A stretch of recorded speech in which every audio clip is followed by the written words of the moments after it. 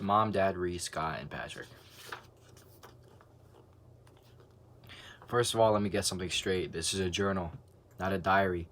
I know what it says on the cover, but when Mom went out to buy this thing, I specifically told her to get one that didn't say diary on it. Great, all I need is for some jerk to catch me carrying this book around and get the wrong idea. The other thing I want to clear up right away is that this was Mom's idea, not mine. But if she thinks I'm going to write down my feelings in here or whatever, she's crazy. So just don't expect me to be all dear diary this and dear diary that. The only reason I agreed to do this at all is because I figure later on when I'm rich and famous, I'll have better things to do than answer people's stupid questions all day long. So this book is going to come in handy. Like I said, I'll be famous one day, but for now, I'm stuck in middle school with a bunch of morons. Let me just say for the record that I think middle school is the dumbest idea ever invented. You got kids like me who haven't hit their growth spurt yet, mixed in with these gorillas who need to shave twice a day. And then they wonder why bullying is such a big problem in middle school. If it was up to me, grade levels would be so based on height, not age. But then again, I guess that would mean kids like Chirag Gupta would still be in the first grade. Today is the first day of school, and right now we're just waiting around for the teacher to hurry up and finish the seating chart. So I figured I might as well write in this book to pass the time. By the way, let me give you some good advice. On the first day of school, you gotta be real careful where you sit. You walk in the classroom and just plunk your stuff down on any old desk. Next thing you know, the teacher is saying, I hope you all like where you're sitting because these are your permanent seats. So in the class, I got stuck with Chris Hosey in front of me and Lionel James in the back of me. Jason Brill came in late and almost sat to my right, but luckily I stopped that from happening at the last second. Next period, I should just sit in the middle of a bunch of hot girls as soon as I step in the room, but I guess if I do that, it just proves I didn't learn anything from last year. Man, I don't know what is up with these girls these days. It used to be a whole lot simpler back in elementary school. The deal was, if you were the fastest runner in your class, you got all the girls. In the 5th grade, the fastest runner was Ronnie McCoy. Nowadays, it's a lot more complicated. Now it's about the kind of clothes you wear, or how rich you are, or it's still the same. Greg Heffley is speaking the truth. Rich you are, or if you have a cute butt or whatever. What? And kids like Ronnie McCoy are scratching their heads wondering what the heck happened. The most popular boy in my grade is Bryce Anderson. The thing that really stinks is that I have always been into girls. But kids like Bryce have only come around in the last couple of years.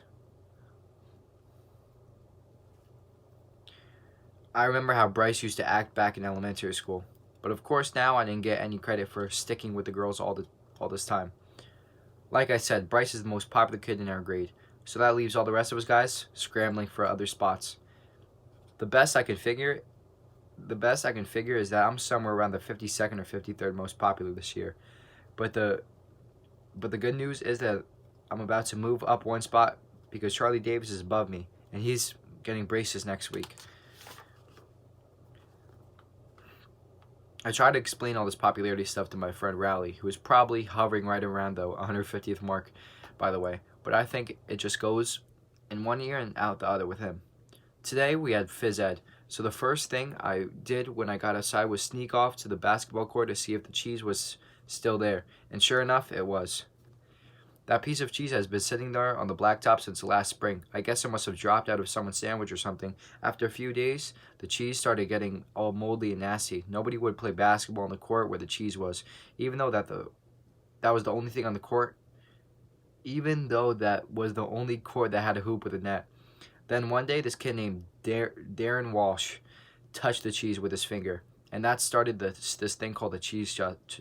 God damn it, the cheese touch. I'm tired as hell. The cheese touch. It's basically like the cooties. If you get the cheese touch, you're stuck with it until you pass it on to someone else. The only way to protect yourself from the cheese touch is to cross your fingers. But it's not that easy remembering to keep your fingers crossed every moment of every day. I ended up taping mine together so they stay crossed all the time. I got a D in handwriting, but it was totally worth it. This one kid named Abe Hall got the cheese touch in April, and nobody would even come near him for the rest of the year. This summer, Abe moved away to California and took the cheese touch with him. I just hope someday, I just hope someone doesn't start the cheese touch up again, because I don't need that kind of stress in my life anymore. Thursday. I'm having a seriously hard time getting used to the fact that summer is over and I have to get out of bed every morning to go to school. My summer did not exactly get off to a great start, thanks to my older brother Roderick. A couple days in the summer vacation, Roderick woke me up in the middle of the night. He told me I slept through the whole summer, but luckily I woke up just in time for the first day. You might think I was pretty dumb for falling for that one, but Roderick was dressed up in his school clothes and he set my alarm clock ahead, make it look like it was in the morning. Plus, he closed my curtain so I couldn't see that it was still dark out. After Roderick woke me up, I just got dressed and went downstairs to make myself some breakfast, like I do every morning on a school day. Did I skip a page? But I guess I must have made a pretty big racket, because the next thing I knew, Dad was downstairs yelling at me for eating Cheerios at 3 o'clock in the morning. It took me a minute to figure out what the heck was going on. After I did, I told Dad that Roderick had played a trick on me and he was the one that should be getting yelled at. Dad walked down to the basement to chew Roderick out. What? Dad walked down to the basement to chew Roderick out, and I tagged along. It's a poor choice of words, Chef Kinney. I couldn't wait to see Roderick get what was coming to him. But Roderick covered up his tracks pretty good, and to this day I'm sure Dad thinks I've got a screw loose or something. Friday. Today at school we assigned to reading groups. We got assigned to reading groups. They don't come right out and tell you if you are in the gifted group or the easy group, but you can figure it out right away by looking at the covers of the books by the handout. My fan is so loud I may have to shut it off.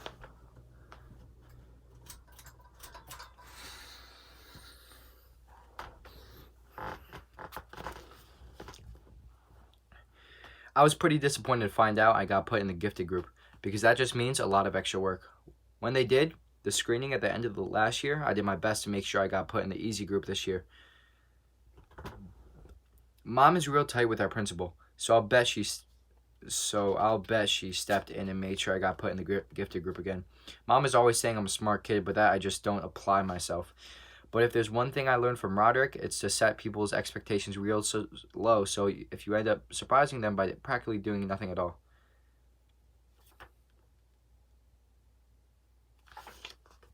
Actually, I'm kind of glad my plan to get put in the easy group didn't work. I saw a couple of the Bink Says Boo kids holding their books upside down, and I didn't think they were joking.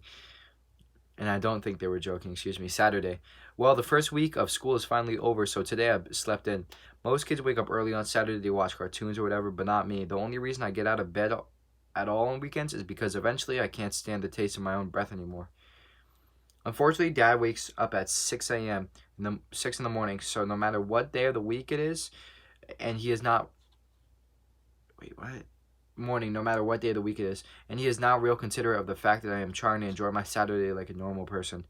I didn't have anything to do today, so I just headed up to Rowley's house. Rowley's technically my best friend, but that is definitely subject to change. I've been avoiding Rowley since the first day of school when he did something that really annoyed me. We were getting our stuff from our lockers at the end of the day, and Rowley came up to me and said, "Want to come over to my house and play?" I have told Rowley at least a billion times that now that we're in middle school, you're supposed to say hang out, not play. But no matter how many noogies I give him, he always forgets the next time. I've been trying to be a lot more careful about my image ever since I got into middle school. But having Rowley around is definitely not helping. Guys, all the kids watching, fuck your image. No one gives a shit about that. Fine, everyone cares about it, but it won't mean anything when you're out of high school. Or in this case, middle school. Well, it won't mean anything. Fuck that shit. Excuse my language. Anyway, back to the book. I met Rowley a few years ago when he moved into my neighborhood. His mom bought him this book called How to Make Friends in New Places, and he came to my house trying all these dumb gimmicks.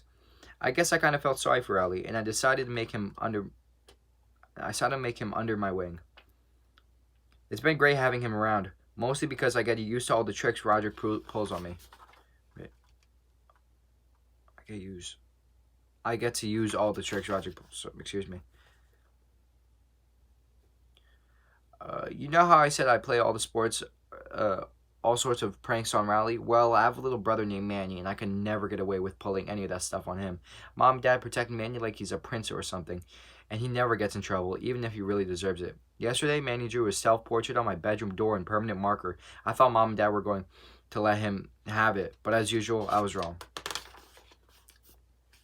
But the thing that bugs me the most about Manny is the nickname he has for me. When he was a baby, he couldn't pronounce brother, so he started calling me Bubby, and he still calls me that now, even though I keep trying to get Mom and Dad to make him stop. Luckily, none of my friends have found it out. Have found out yet, but believe me, I've had some really close calls.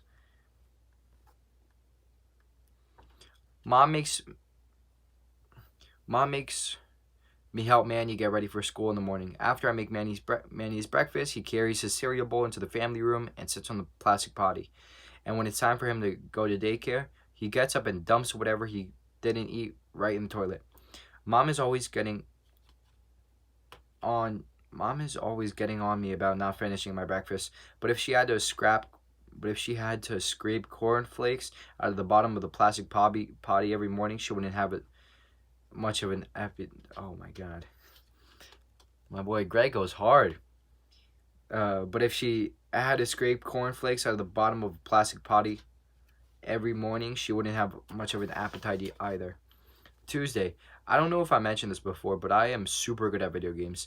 I'll bet I could beat anyone in my grade head to head. Unfortunately, Dad does not exactly appreciate my skills. He's always getting on me about going out and doing something active. So tonight after dinner, when Dad started hassling me about going outside, I tried to explain how with video games you can play sports like football and soccer, and you don't even have to get all hot and sweaty. But as usual, Dad didn't see my logic. That's shit logic. Dad is a pretty smart guy in general, but when it comes to common sense, sometimes I wonder about him. I'm sure Dad would dismantle my game system if he could figure out how to do it. But luckily, the people who make these things make them parent-proof. Every time Dad kicks me out of the house to do something sporty, I just go up to Rallies and play video games there. Unfortunately, the only games I can play at Rallies are car racing games and stuff like that. Because whenever I bring a game up to Rallies' house, his dad looks it up on some parent's website, and if my game has any kind of fighting or violence in it, he won't let us play. Rally's dad is a pussy. I'm getting a little sick of playing Formula 1 racing with Rally, because he's not a serious gamer like I am. All that you have to do is beat Rally. All you have to beat Rally is name your car something ridiculous at the beginning of the game. All you have to do to beat Rally. I'm super tired, guys. I know this is like a second grade. I'm just super tired. All I have to do to beat Rally is name your car something ridiculous at the beginning of the game. And then when you pass Rally's car, he just falls to pieces. Anyway, after I got done mopping the floor with Rally today, I headed home. I ran through the neighbor's sprinkler a couple times to make it look like I was all sweaty, and that seemed to be the trick for Dad. 100 IQ, Greg. 200.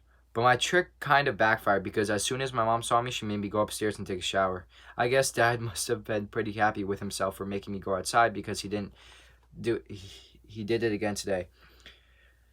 It gets really annoying. Oh wow, there's a typo in this.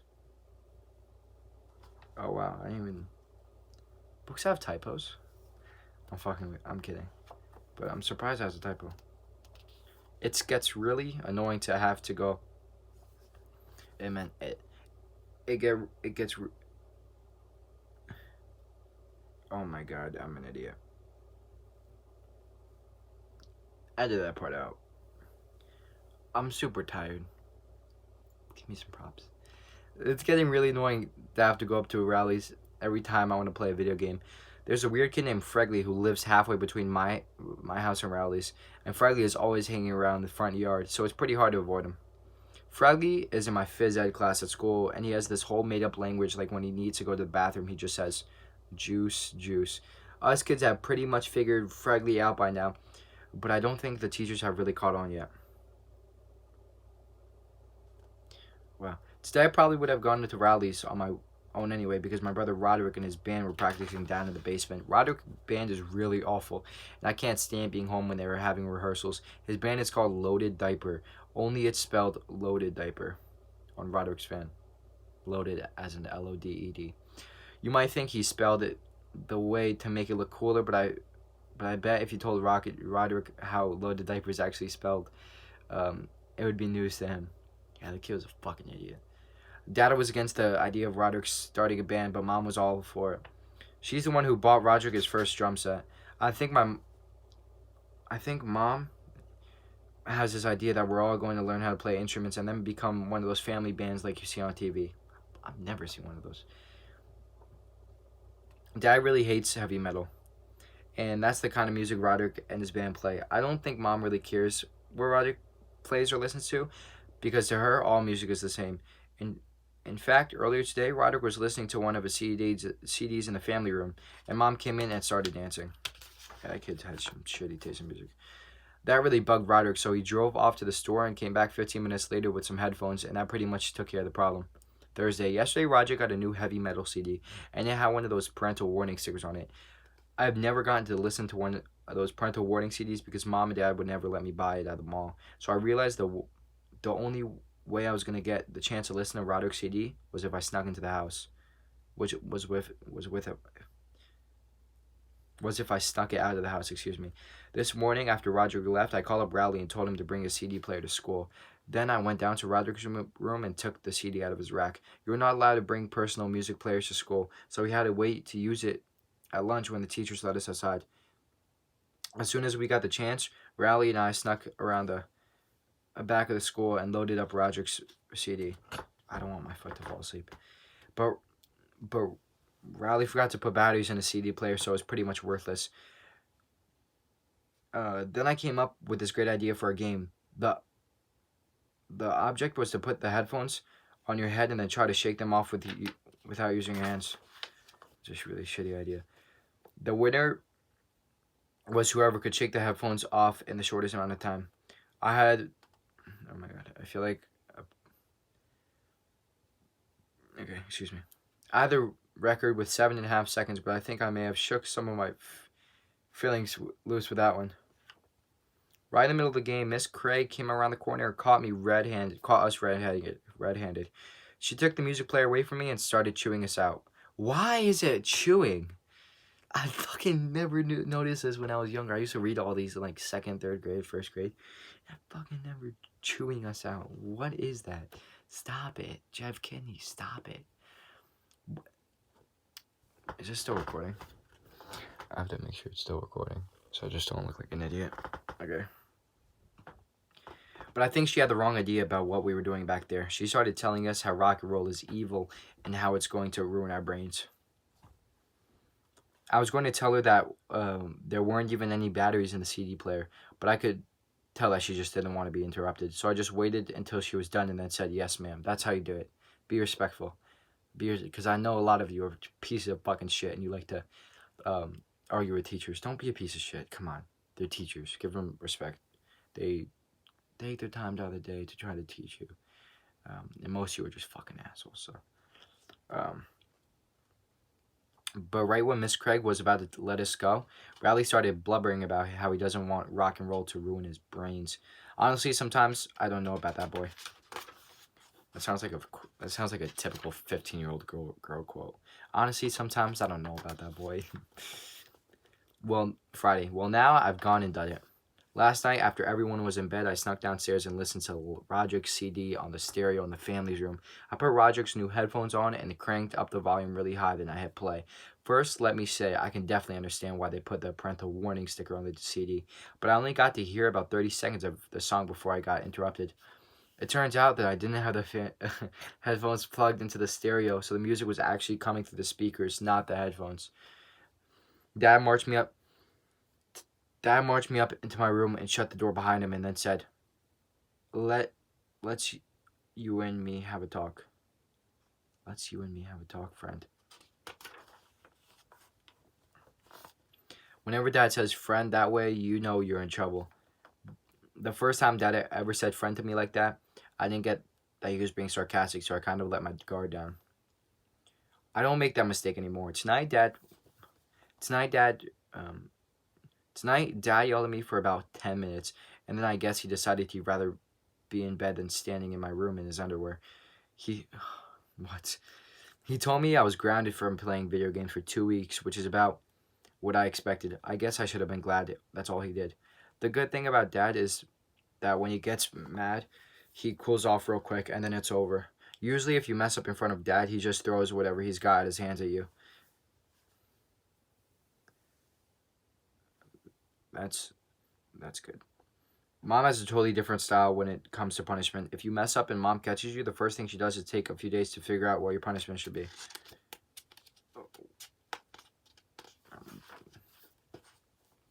And while you are waiting, you do all these nice things to try to get off easier. But then after a few days, right when you forgot you were in trouble, then she lays it on you. That's good. That's smart. I mean, I don't know. Monday, this video game ban is a whole lot tougher than I thought it would be. But at least I'm not the only one in the family who's in trouble. Roderick's in some hot water with Mom right now too. Manny's got a hold of one of Roderick's heavy metal magazines, and on one of the pages had a picture of a woman in a bikini lying across the hood of a car. And then Manny brought it into daycare for show and tell. How the f do you let something happen like that? Anyway, I don't think Mom was too happy about getting that phone call. I saw the magazine myself, and it honestly wasn't anything to get worked up over, but Mom doesn't allow that kind of stuff in the house. My man Greg is a little fruit basket. Nothing's wrong with that. It's 2020. Nothing's wrong with it. Roger's punishment was that he had to answer a bunch of questions Mom wrote for him. I remember watching the movie. She didn't make him write anything, but she just asked a bunch of questions in front of his band. Wednesday, I'm still grounded from playing video games, so Manny has been using my system. Mom went out and bought a whole bunch of educational video games, and watching Manny play them is like torture. The good news is that I finally figured out how to get some of my games past Radley's dad. I just put one of my discs in Manny's discovering the alphabet case, and that's all it takes. Dad's an idiot. At school today, they announced that student government elections are coming up. To be honest with you, I've never had any interest in student government. But then I started thinking about it, and I realized getting elected treasurer could be totally change my situation at school. Nobody ever thinks about running for treasurer because all anyone cares about are the big ticket positions like president and vice president. So I figure I sign up tomorrow. The treasurer job is pretty much mine for the taking. Friday. Today I went and put my name on the list to run treasurer. Unfortunately, this kid named Marty Porter is running for a treasurer too, and he's real brainy at math, so this might not be as easy as I thought. I told Dad that I was running for student government, and he seemed pretty excited. It turned out he ran for student government too when he was my age, and he actually won. Dad dug through some old boxes in the basement and found one of the campaign posters. I thought the poster idea was pretty cool, so I asked Dad to drive me to the store to get some supplies. I loaded up on the poster board and markers. And I spent the rest of the night making all of my campaign stuff. So let's just hope these posters work. Monday. I brought my posters into school today, and I have to say, into is two words? No, into is one word. Into is one word. I don't know what he's doing. And I have to say, they came out pretty good. I started hanging around my posters as soon as I got in, but they were only up for about 3 minutes before Vice Principal Roy spotted them. Mr. Roy said you weren't allowed to write fabrications, about the other candidates. So I told Mr. Roy that the thing about the headlights was true and how it practically closed down the whole school when it happened. But he took down all my posters anyway. So today, Marty Porter was going around handing out lollipops to buy himself votes for my posters, while my posters were sitting at the bottom of Mr. Roy's trash can. I guess this means my political career is officially over. Monday. Well, it's finally October, and there are 30 days left until Halloween. Halloween is my favorite holiday, even though Mom says I'm getting too old to go trick-or-treating anymore. He's in 6th. He's like fucking 12, dude. Crazy. Halloween is Dad's favorite holiday, too, but for a different reason. On Halloween night, while all the other parents are handing out candy, Dad is hiding in the bushes with a big trash can full of water. And if any teenagers pass by our driveway, he drenches them. I don't think that's what happened. I'm not sure Dad really understands the concept of Halloween, but I'm not going to be the one who spoils his fun. Tonight was the opening night of the Crossland High School haunted house, and I got Mom to agree to take Riley and I. Riley showed up at my house wearing his Halloween costume from last year. When I called him earlier, I told him just to wear regular clothes, but of course he didn't listen. I tried not to let it bother me too much, though. I've never been allowed to go to the Crossland haunted house before, and I wasn't going to let Riley ruin it for me. Roderick has told me all about it, and I've been looking forward to this for about 3 years. Anyway, when we got to the entrance, I started. This did not happen in the movie. They just went trick or treating. Anyways, when we got to the entrance, I started having second thoughts when I was about going in. But Mom seemed like she was in a hurry to get this over with, and she moved us along. Well, once we were going through the gate, it was one scare after another. There were vampires jumping out at you, and people without heads, and all sorts of crazy stuff. But the worst part of it all, oh my god, but the worst part was this area called Chainsaw Alley. There was this big guy in a hockey mask, and he had a real chainsaw. Roger told me the chainsaw had a rubber blade, but I wasn't taking any chance. That's still scary as shit, especially for 12-year-olds. Right when it looked like the chainsaw guy was going to catch us, Mom stepped in and bailed us out. Mom made the chainsaw guy show us where the exit was.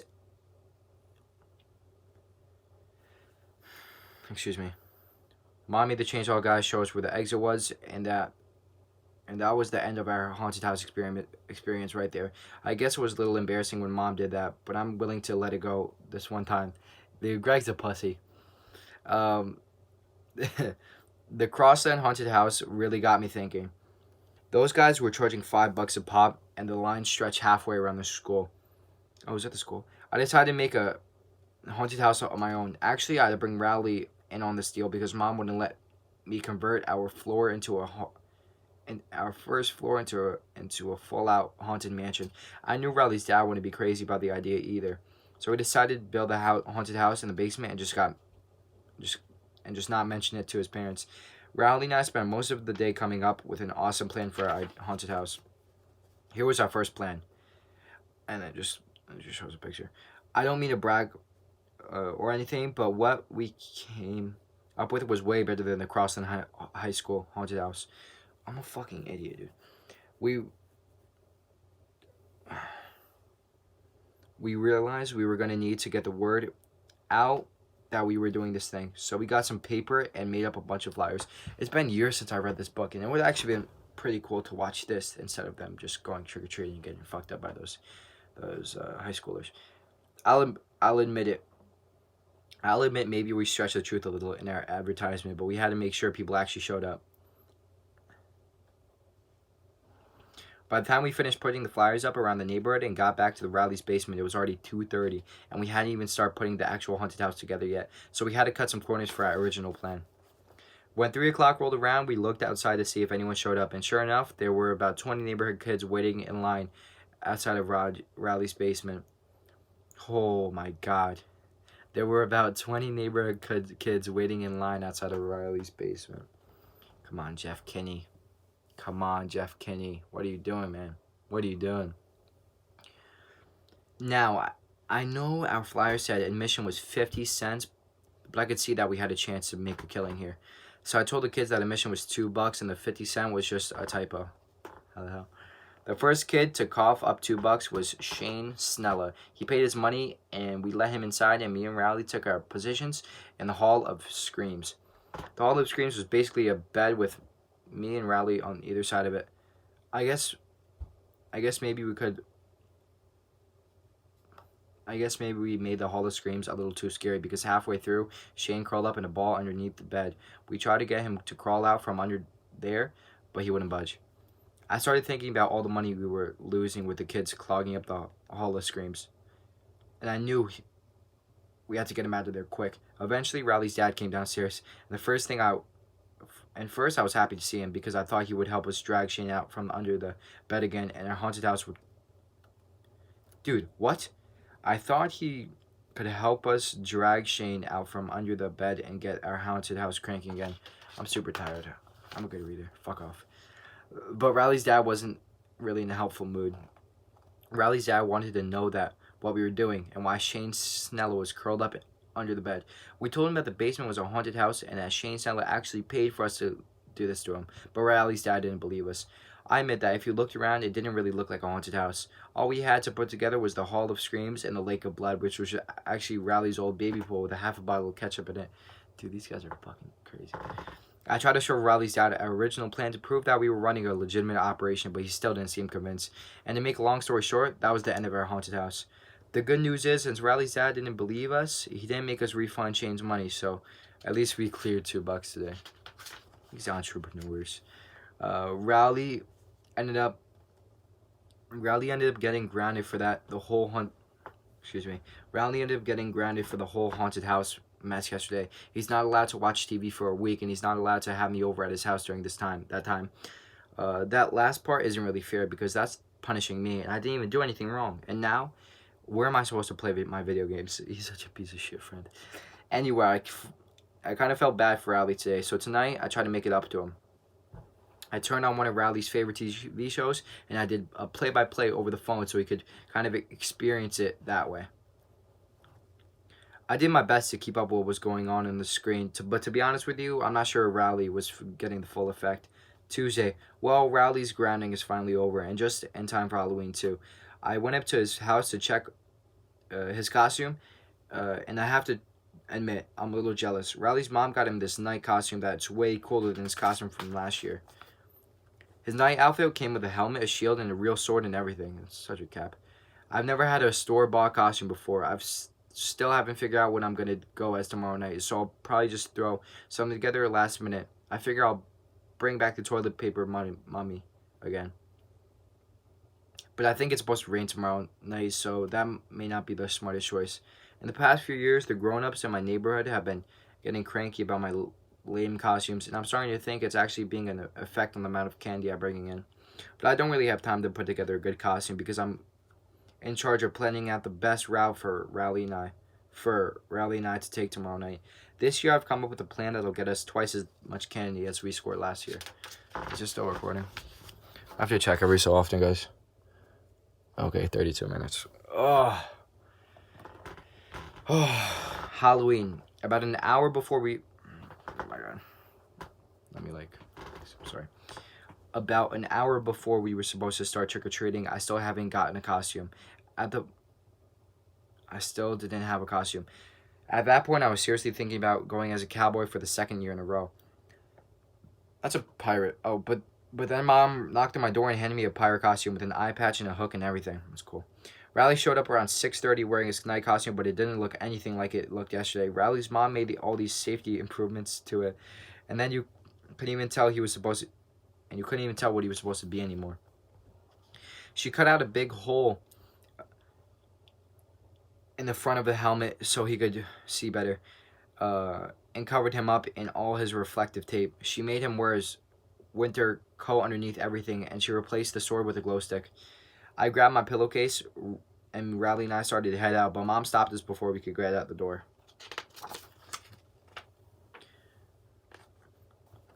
Man, I should have known there was a catch when Mom gave me that costume. I told Mom there was no way we were taking Manny with us.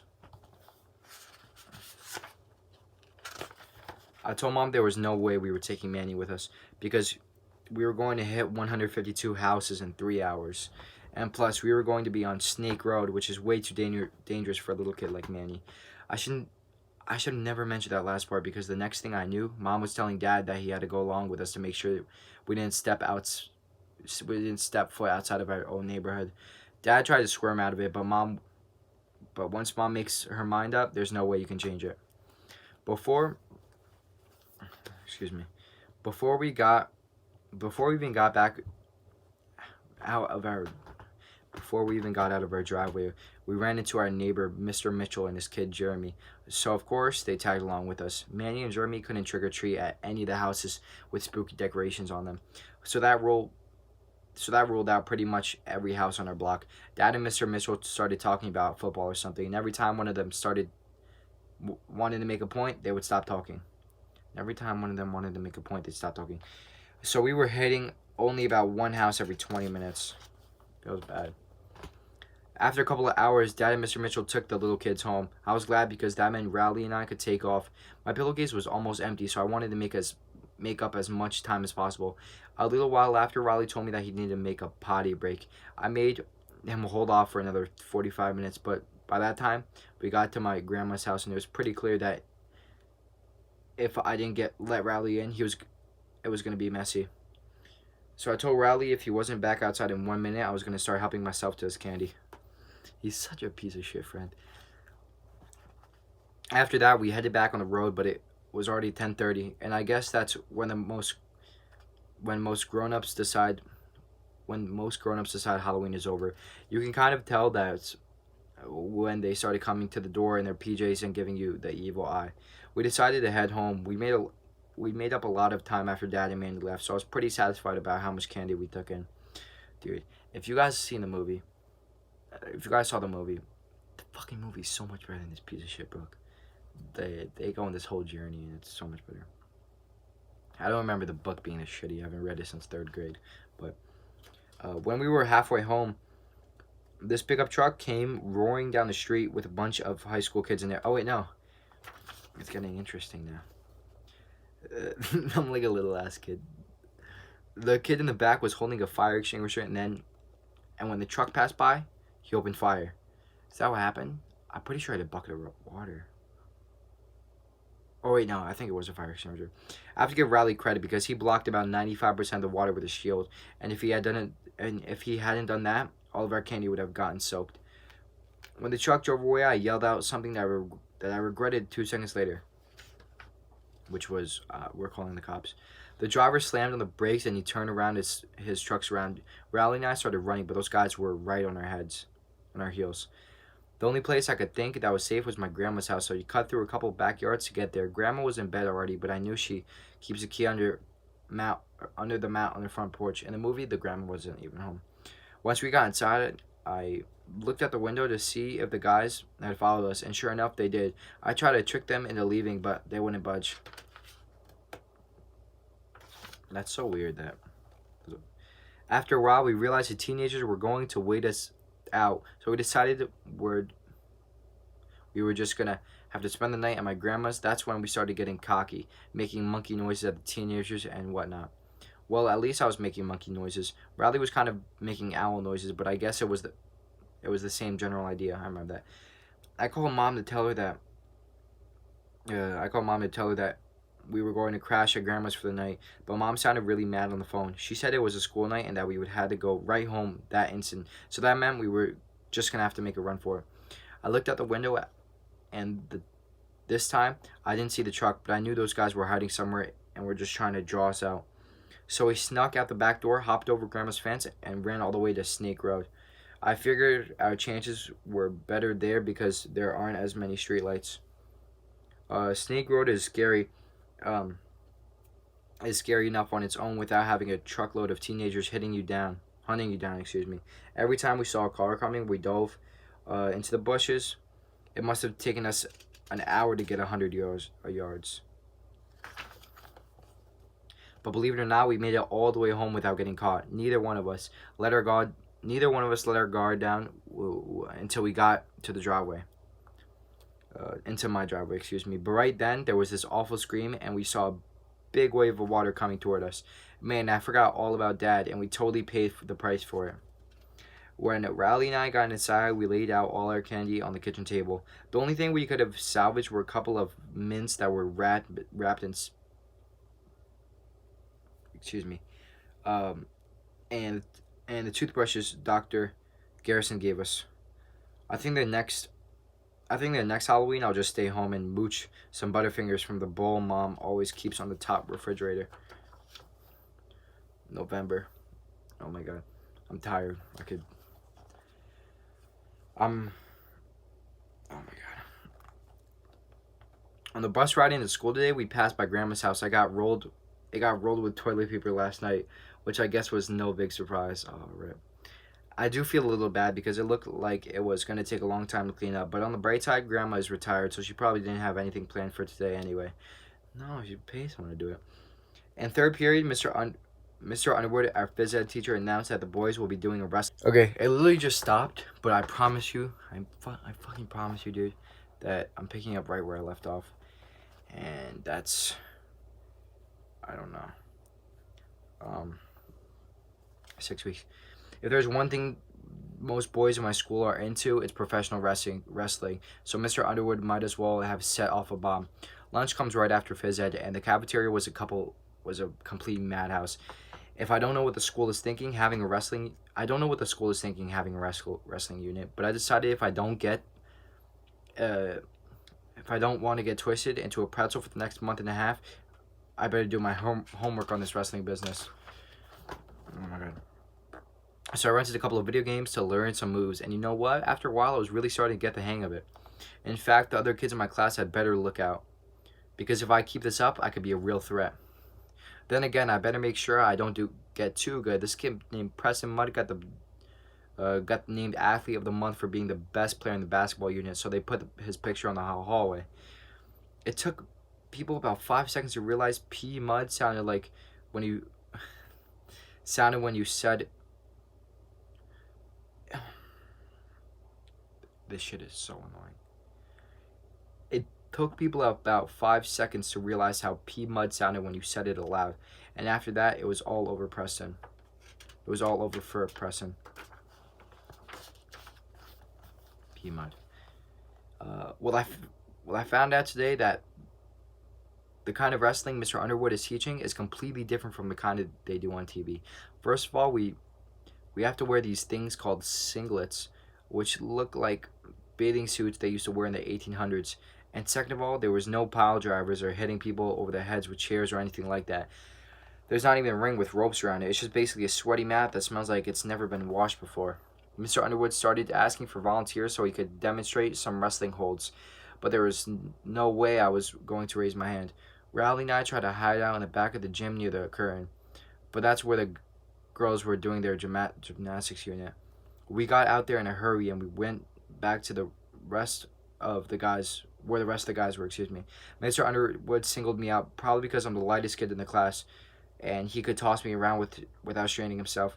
He could show everyone how to do all the things called a half Nelson and a reversal and a takedown and stuff like that.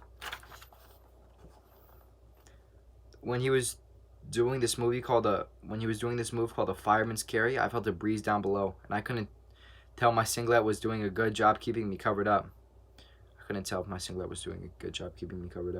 That's when I thanked my lucky stars. The girls were on the other side of the gym. Mr. Underwood divided us up into weight groups. I was pretty happy about that at first because it meant I wasn't going to have to wrestle kids like Benny Walls who can bench press 250 pounds. But then I found out who I did have to wrestle, and I could have traded Benny Walls and I would have traded Benny Halls for Benny Halls in a heartbeat. I'm so tired. I know how to read. It's only a 3rd grade reading level book. Fuck off. I'm just tired of shit. Excuse me, but it's like 1 a.m. Yeah. Fregley was the only kid light enough to be in my weight class, and apparently Fregley was paying attention when Mr. Underwood was giving instructions because he pinned me every which way you could imagine. I spent my 7th period getting way more familiar with Fregley than I ever wanted to be. Touching his balls and shit. This wrestling unit has totally turned our school upside down. Now kids are wrestling in the hallways, in the classrooms, you name it. But the 15 minutes after lunch, where they let us outside, was the worst. Or is the worst.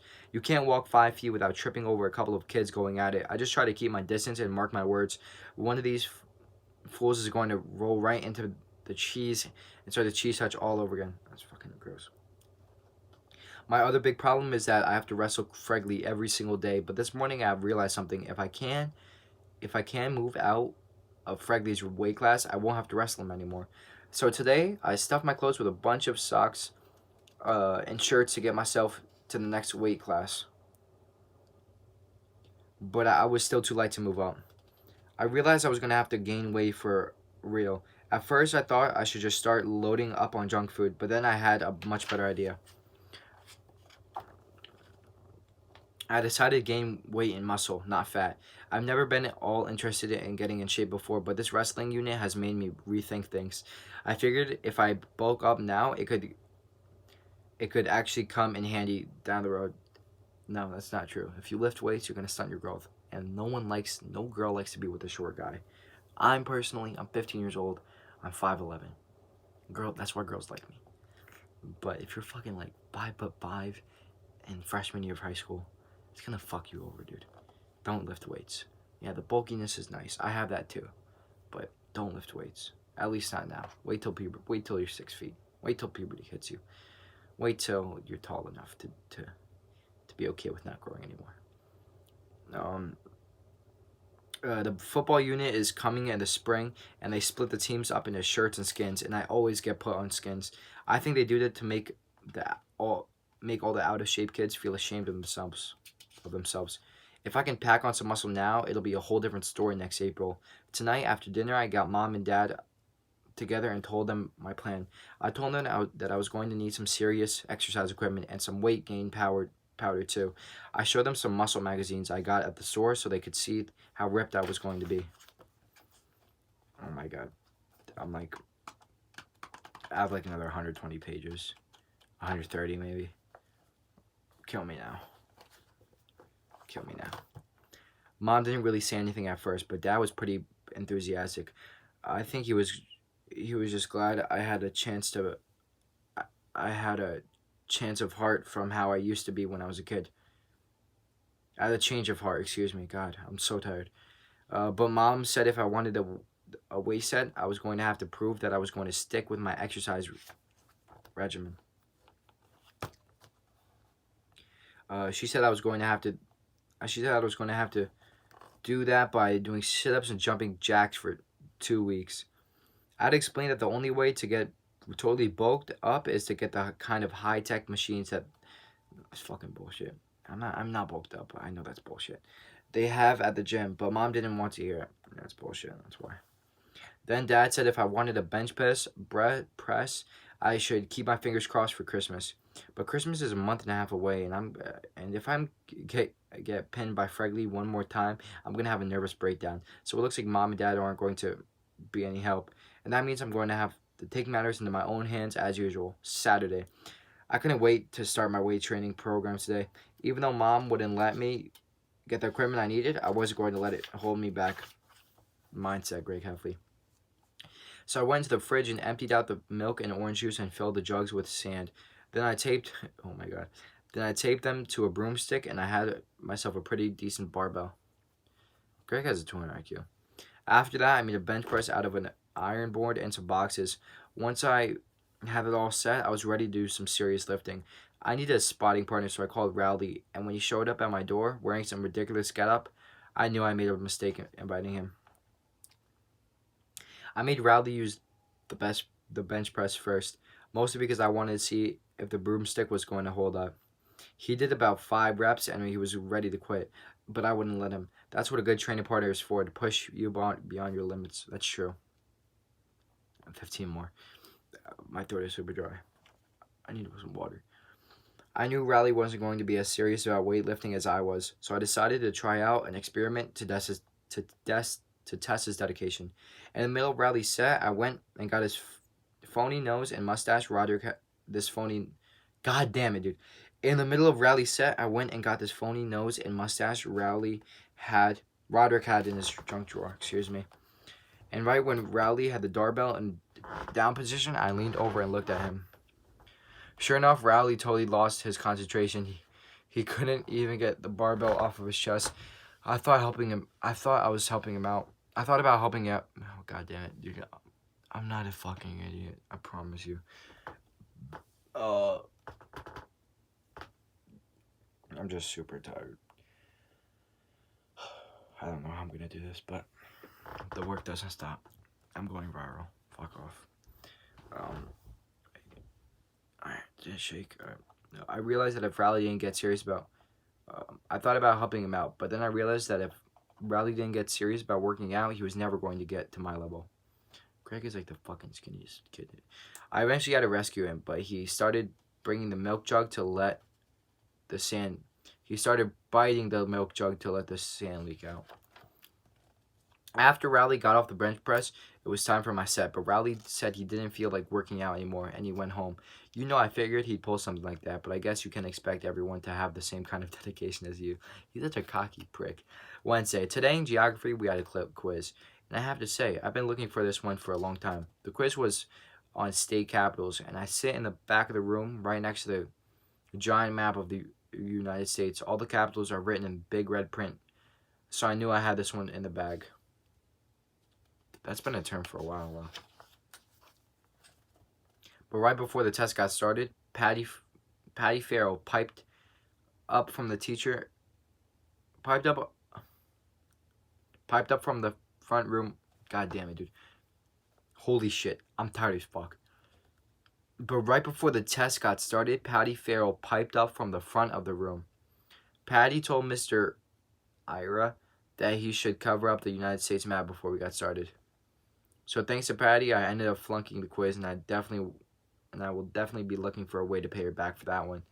Thursday. Tonight, Mom came up to my room, and she had a flyer in her hand. As soon as I saw it, I knew exactly what it was. It was an announcement that the school is having tryouts for a winter play. Man, I should have thrown that thing out when I saw it on the kitchen table. I begged her not to make me sign up. Those school plays are always musicals, and the last thing that I need is to sing a solo in front of the whole school. But all my begging seemed to do was But all my begging seemed to do was make Mom more sure I should do it. I'm not an idiot, I promise. Mom said the only way I was going to be well-rounded was by trying different things. Dad came in my room to see what was going on. I told Dad that Mom was making me sign up for the school play, and that if I had to start going to play practices, it would totally mess up my weightlifting schedule. I knew that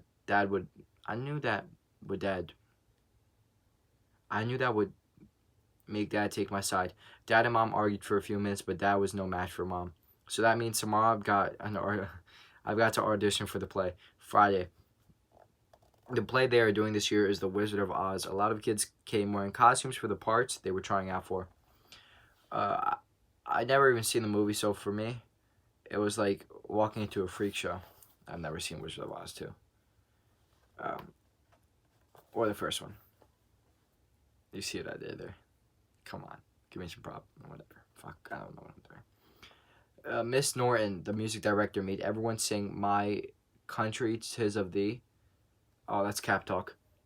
They sang Turn Around in this movie. Turn Around. So she could hear our singing voices. I did my singing tryouts with a bunch of other boys whose moms made them come too. I tried to sing as quietly as possible, but of course, I got singled out anyway. I'm so tired. I have no idea what a soprano is, but from some of the girls were giggling, I knew it wasn't a good thing. Tryouts went on forever. The grand final came with auditions for Dorothy, who I guess is the lead character in the play, and who should try out first but Patty Farrell. I thought about trying out for the part of the witch, because I heard that in the play the witch does all sorts of mean things to Dorothy. But then someone told me there's a good witch and a bad witch, and with my luck, I'd end up being picked the good one. I was hoping Miss Norton would just cut me from the play, but today she said that everyone who tried out is going to get the part, so lucky me. Miss Norton showed the Wizard of Oz movie so everyone would know the story. I was trying to figure out what part I should play, but pretty much every character had to sing or dance at one point or another. But about halfway through the movie, I figured out what part I wanted to sign up for. I wanted to sign up to be a tree, because 1, they don't have to sing, and 2, they get to bean Dorothy with apples. And finally, page 100, boys. About a couple more pages, I'll be halfway there. What time is it? Getting to peg, all these books have 217 pages. Yeah, I don't know why he does that, but it's unique. I'm a little less than halfway. Motivation. Motivation. I'm tired. I'm not gonna lie to you, I'm tired. I'm not rethinking it because I've came so far. But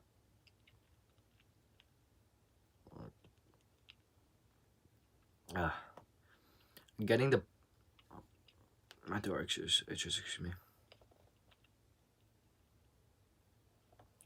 Getting to peg Patty Farrell with apples in front of a live audience would be my dream come true. I may actually have to thank Mom for making me do this play once it's all over. Excuse me. After the movie ended, I signed up to be a tree. Unfortunately, a bunch of other guys had the same idea as me, so I guess there was a lot of guys who have who to have a bone to pick to play Patty Farrell. It's probably not even that. It's probably they just wanna not sing.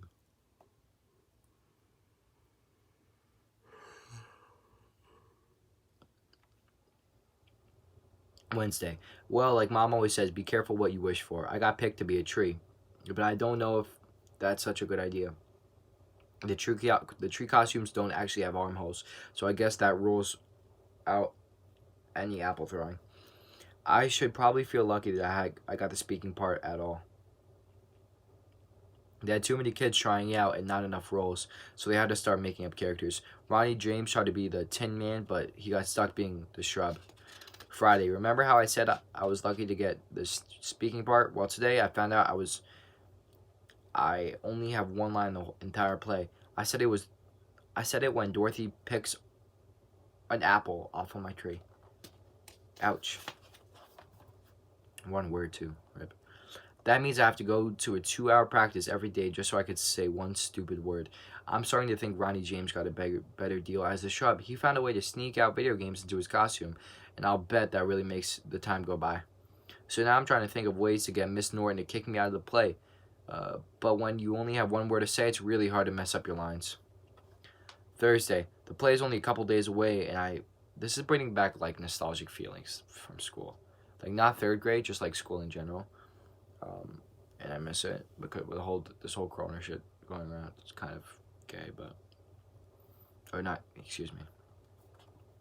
The play is only a couple of days away, and I have no idea how we're going to pull this thing off. First of all, nobody has bothered to learn their lines, and that's all Miss Norton's fault. During rehearsal, Miss Norton whispers everyone's lines to them from the side of the stage. I wonder how it's going to be the next Tuesday when Miss Norton is sitting there at a piano 30 feet away. Another thing that's screwing everything up is that Miss Norton keeps adding new scenes and new characters. Yesterday, she brought in this first grader to play Dorothy's dog, Toto. But today, the kid's mom came in and said she wanted her child to walk around on 2 legs because crawling around on all 4s would be too degrading.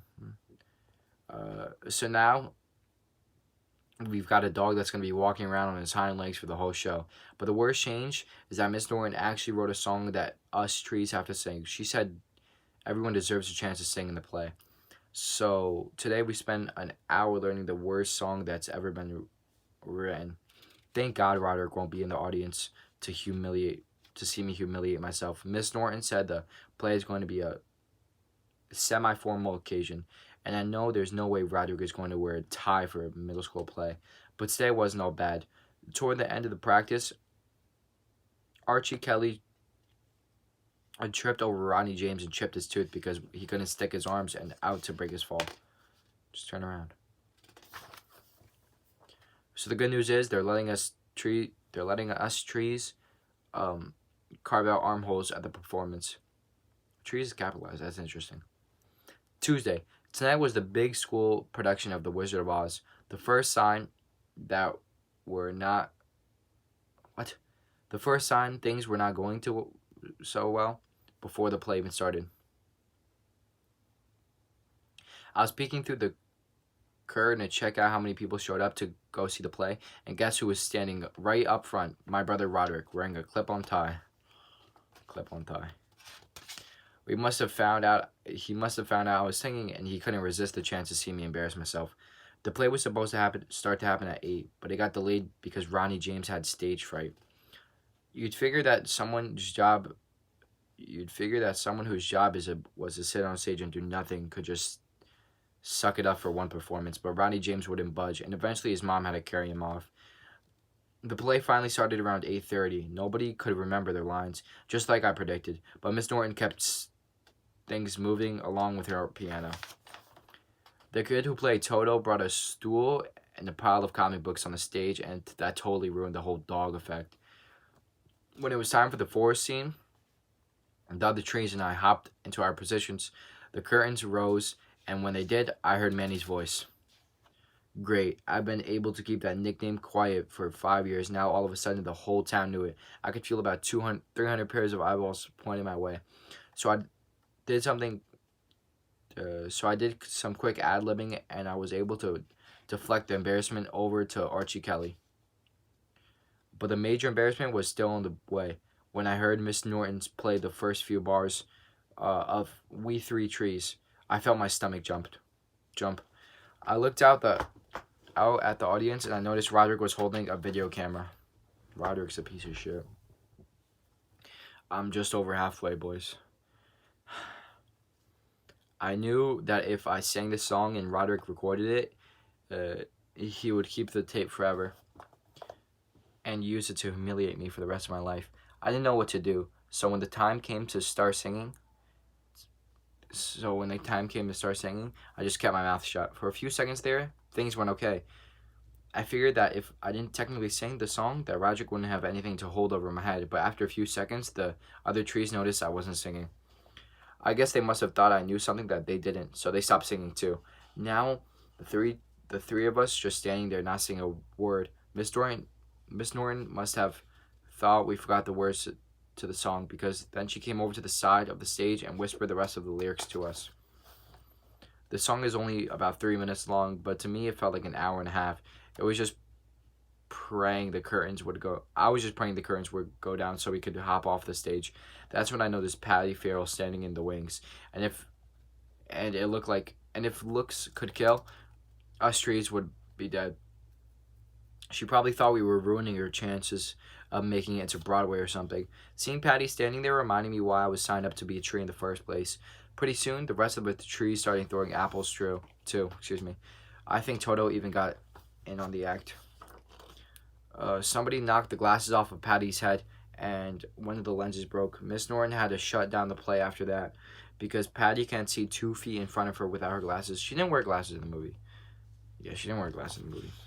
After the play was over, my family... Did she? After the play was over, my family went home together. Mom had brought a bouquet of flowers, and I guess they were supposed to be for me, but she ended up tossing them in the trash can on the way out the door. I just hope that everyone who came to see the play was as entertaining as I was. Wednesday. Well, if one good thing happened out of the play, it's that I don't have to worry about the Bubby nickname anymore. I saw Archie Kelly getting hassled in the hallway after 5th period today, so it looks like I can finally start to breathe a little easier. With all this stuff going on at school, I haven't even had the time to think about Christmas, and it's less than 10 days away. In fact, the only thing that tipped me off that Christmas was coming. In fact, the only thing that tipped me off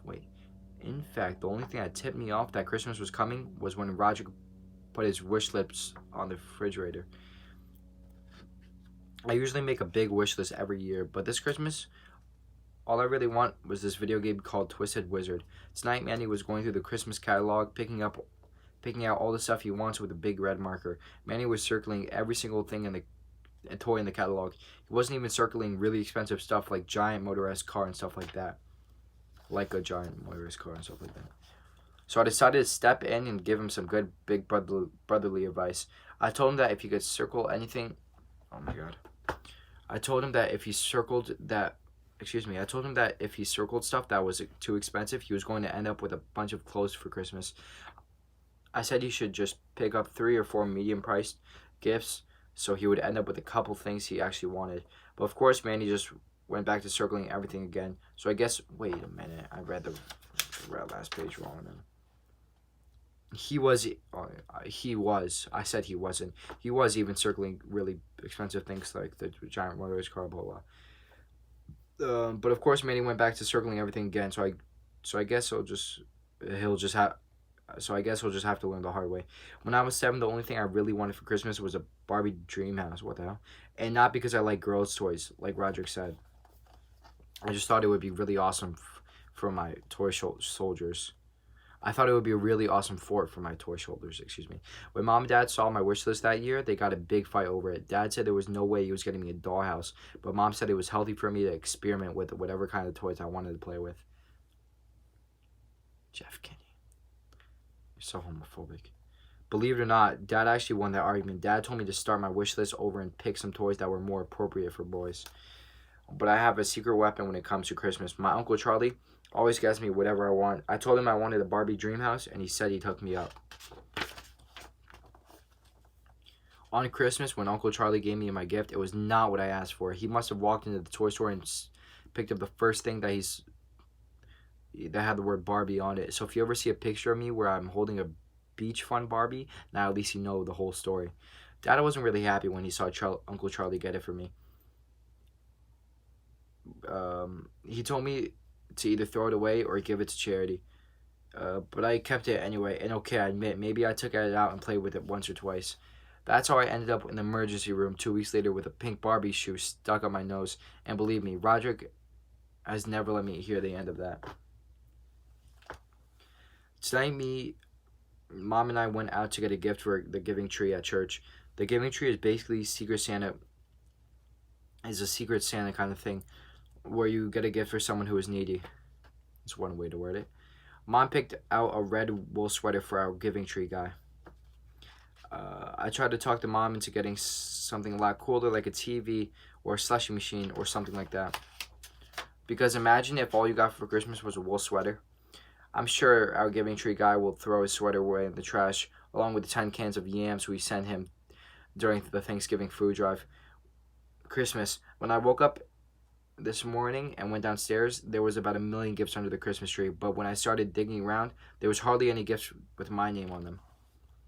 But Manny made out like a bandit. He got every single thing that he circled in the catalog, no lie. So I'll bet he's glad he didn't even listen to me. Wow. I did find a couple things with my name on them, but they were mostly books and socks and stuff like that. I opened my gifts in the corner behind the couch because I don't like opening gifts near my dad. Whenever someone opens a gift, Dad swoops right and cleans right after them. I gave Manny a toy helicopter and I gave Roderick a book about rock bands. Roderick gave me a book too, but of course he didn't wrap it. The book he got me was Best of Lil Cutie. Lil Cutie is the worst comic in the newspaper, and Roderick knows how much I hate it. I think this is the 4th year in a row I've gotten a Lil Cutie book from him. I gave Mom and Dad their gifts. I get them the same kind of thing every year, but parents eat that stuff up. I get the same kind of, yeah. The rest of the relatives started showing up around 11, and Uncle Charlie came at noon. Uncle Charlie brought a big trash bag full of gifts, and he pulled out my present on the top of the bag. Oh my God, and he pulled my present out of the top of the bag. The package was the exact size and shape to be a Twisted Wizard game, so I knew my Uncle Charlie came through for me. Mom got the camera ready, and I tore open the gift. But it was just an 8 by 10 picture of Uncle Charlie. I guess I didn't do a good job of hiding my disappointment, and Mom got mad. All I can say is I'm glad I'm still a kid, because if I had to act happy about the kind of gifts grown-ups get, I don't think I'd be able to pull it off.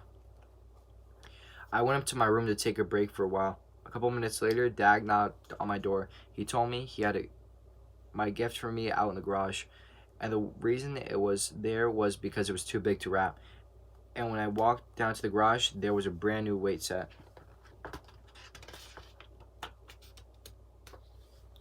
What the heck?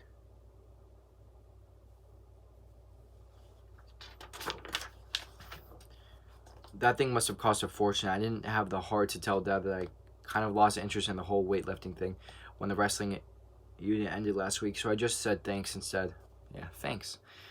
I think Dad was expecting me to drop down and start doing some reps or something, but I just excused myself and went back inside. At around 6 o'clock, all the relatives cleared out.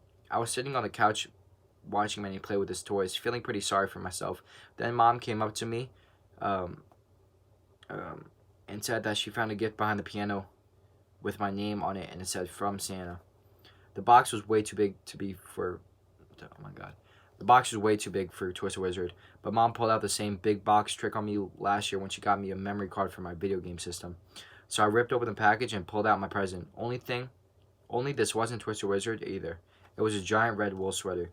At first, I thought Mom was playing some kind of practical joke on me, but the sweater was the same kind we bought for the Giving Tree guy. But Mom seemed pretty confused too. She said she did buy me a video game, and that she had no idea what the sweater was doing in my box. Oh, the guy got the video game. And then I figured out, I told Mom there must have been some kind of mix-up, and I got the Giving Tree guy's gift, and he got mine. Mom said she used the same kind of wrapping paper for both of our gifts, so she must have written the wrong names on the tags. But how do you not differentiate a big-ass box and a little freaking video game? But then Mom said that this was a really good thing, because the Giving Tree guy was probably really happy he had such a great gift. I had to explain that you need a game system and a TV to play Twisted Wizard, so the game was totally useless to him. Wow, you're a piece of shit, Greg. Even though my Christmas was not going that great, I'm sure it was going a whole lot worse for the Giving Tree guy. I kind of decided to throw in the towel for the Christmas, and I headed up to Riley's house. I forgot to get Riley a gift, so I just slapped a bow on the little cutie book Ryder gave to me, and that seemed to do the trick. Riley's parents have a lot of money, so I can always count on them for a good gift. But Riley said that this year he picked out my gift himself. Then he brought me outside to show me what it was. From the way Riley was hyping his present, I thought he must have gotten me a big screen TV or a motorcycle or something. But once again, I let my hopes get too high. Riley got me a big wheel. I guess I would have thought this was a cool gift when I was in 3rd grade, but I had no idea what I was supposed to do with it now. Riley was so enthusiastic about it that I tried my best to act like I was happy anyway. So I tried my best. Wait, what? Riley was so enthusiastic about it that I tried my best to act like I was happy anyway. We went back inside and Riley showed me his Christmas loot. He sure got a lot more stuff than I did. He even got Twisted Wizard, so at least I can play it when I come up to his house. That is, until Riley's dad finds out how violent it is. And boy, you have never seen someone as happy as Riley with his little cutie book. His mom said it was the only thing on his list that he didn't get.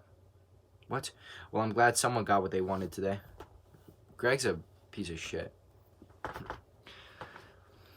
He's a greedy shit. New Year's Eve. In case you were wondering what I'm doing in my room at 9 p.m. on New Year's Eve, let me fill you in. Earlier today, me and Manny were horsing around in the basement. I found a tiny black ball of... Wait, am I even centered? I don't even know. Hold on. Oh, I'm literally almost done. I've came so far. I found a tiny black ball of thread on the carpet, and I told Manny it was a spider. Then I held it over him, pretending like I was going to make him eat it. Right when I was about to let Manny go, he slapped my hand and made me drop the thread, and guess what? The fool swallowed it. Well, Manny completely lost his mind. He ran upstairs to where Mom was, and I knew I was in big trouble. Manny told him I made him eat a spider. I told him there was no spider and that there was just a tiny ball of thread. Mom brought Manny over to the kitchen table, and she put a seed, a raisin, and a grape on a plate and told Manny to point to the thing that was the closest in size to the piece of thread he swallowed. Manny took a while to look over the things on the plate. Then he walked over to the refrigerator and pulled out an orange. So that's why I got sent to bed at 7 o'clock, and I'm not downstairs watching the New Year's Eve special on TV. It's weird how they put New Year's Eve and not the ball drop. I figured, like, while I was reading it, I figured they just put, like, some, like, rip-off version of it. And, oh my god. If I'm slurring my words or stuttering, it's, like, 2 a.m. right now, and I've been reading for, like, a while. It's a little kid book, but still. And that's also why my only New Year's resolution is to never play games with Manny again. January, I found a way to have some fun with... I don't want to slouch too hard. Yeah. Sorry. I Found a way to have some fun with the big wheel Rally got me for Christmas. I came up with this. Wait, is this still recording? Okay. It's been 34 minutes. It may stop recording soon, so just press record again. I literally haven't been taking any breaks. I promise you guys. I swear to God, this is real. This is authentic. This one I may go get as long as you drink it. I'll come right back, though. I won't make the break more than 2 minutes to give you the real authenticity, but anyway. I found a way to have some fun with the big wheel Rally got me for Christmas. I came up with this game where one guy rides down the hill and the other guy tries to knock him off with the football. Rally was the first one down the hill and I was the thrower. It's a lot harder to hit a moving target than I thought. Plus, I didn't get a lot of practice. It took Rally like 10 minutes to walk the big wheel back up the hill after every trip down. Rally kept asking to switch places and have me be the one who rides the big wheel, but I'm no fool. That thing was hitting 35 miles an hour and it didn't have any brakes. Those things don't have brakes. When he says big wheel, you guys probably know what I'm talking about, but it's like one of those I don't know how to fucking explain this. It's like one of those little like a little tyke, but worse. Anyway, I never did rock Rally off of the big wheel today, but I guess I have something to work at over the rest of Christmas vacation. Thursday, I was heading up to Rally's today to play our big wheel game again, but Mom said I had to finish my Christmas thank yous before I went to go anywhere. I thought I could just crank out my thank you cards in a half hour, but when it came to actually writing them, my mind went blank. Let me tell you, it's not easy writing thank you notes for stuff you didn't want in the first place. You're a piece of shit, Greg Heffley. I started with the non-closed items because I thought they'd be easiest. But after 2 or 3 cards, I realized I was practically writing the same thing every time. So I wrote up a general form on the computer with blanks for the things that needed to change. Right? Dude. Jeff Kinney makes his character way too fucking smart. So I wrote up a general form on the computer with blanks for the things that I needed to change. Writing the cards from there was a breeze. They just all meet together and be like, for and say, Greg, whatever. My system worked out pretty well for the first couple of gifts, but after that, not so much.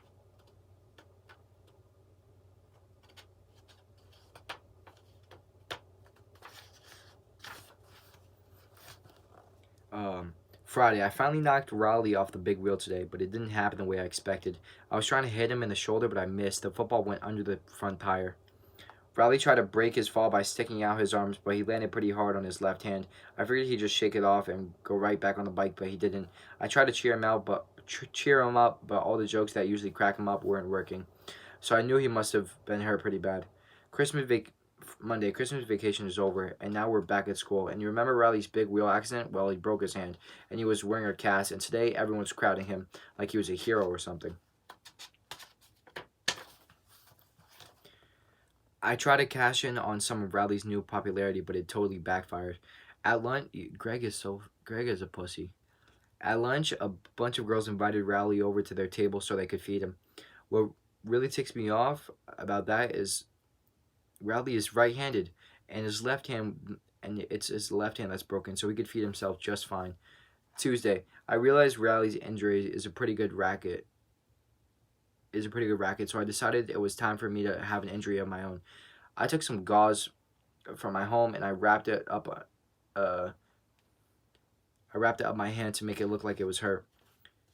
I couldn't figure out why the girls weren't swarming me like they swarmed Riley, but then I realized what the problem was. See, the cast is a great gimmick because everyone wants to sign their name on it, but it's not exactly easy to sign a gauze with a pen.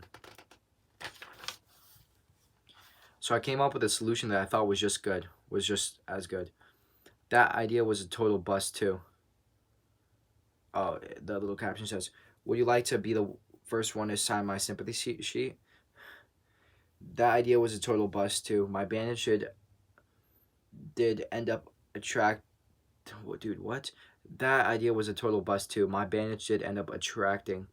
attention from a couple of people, but believe me, they were not the type of people I was going for.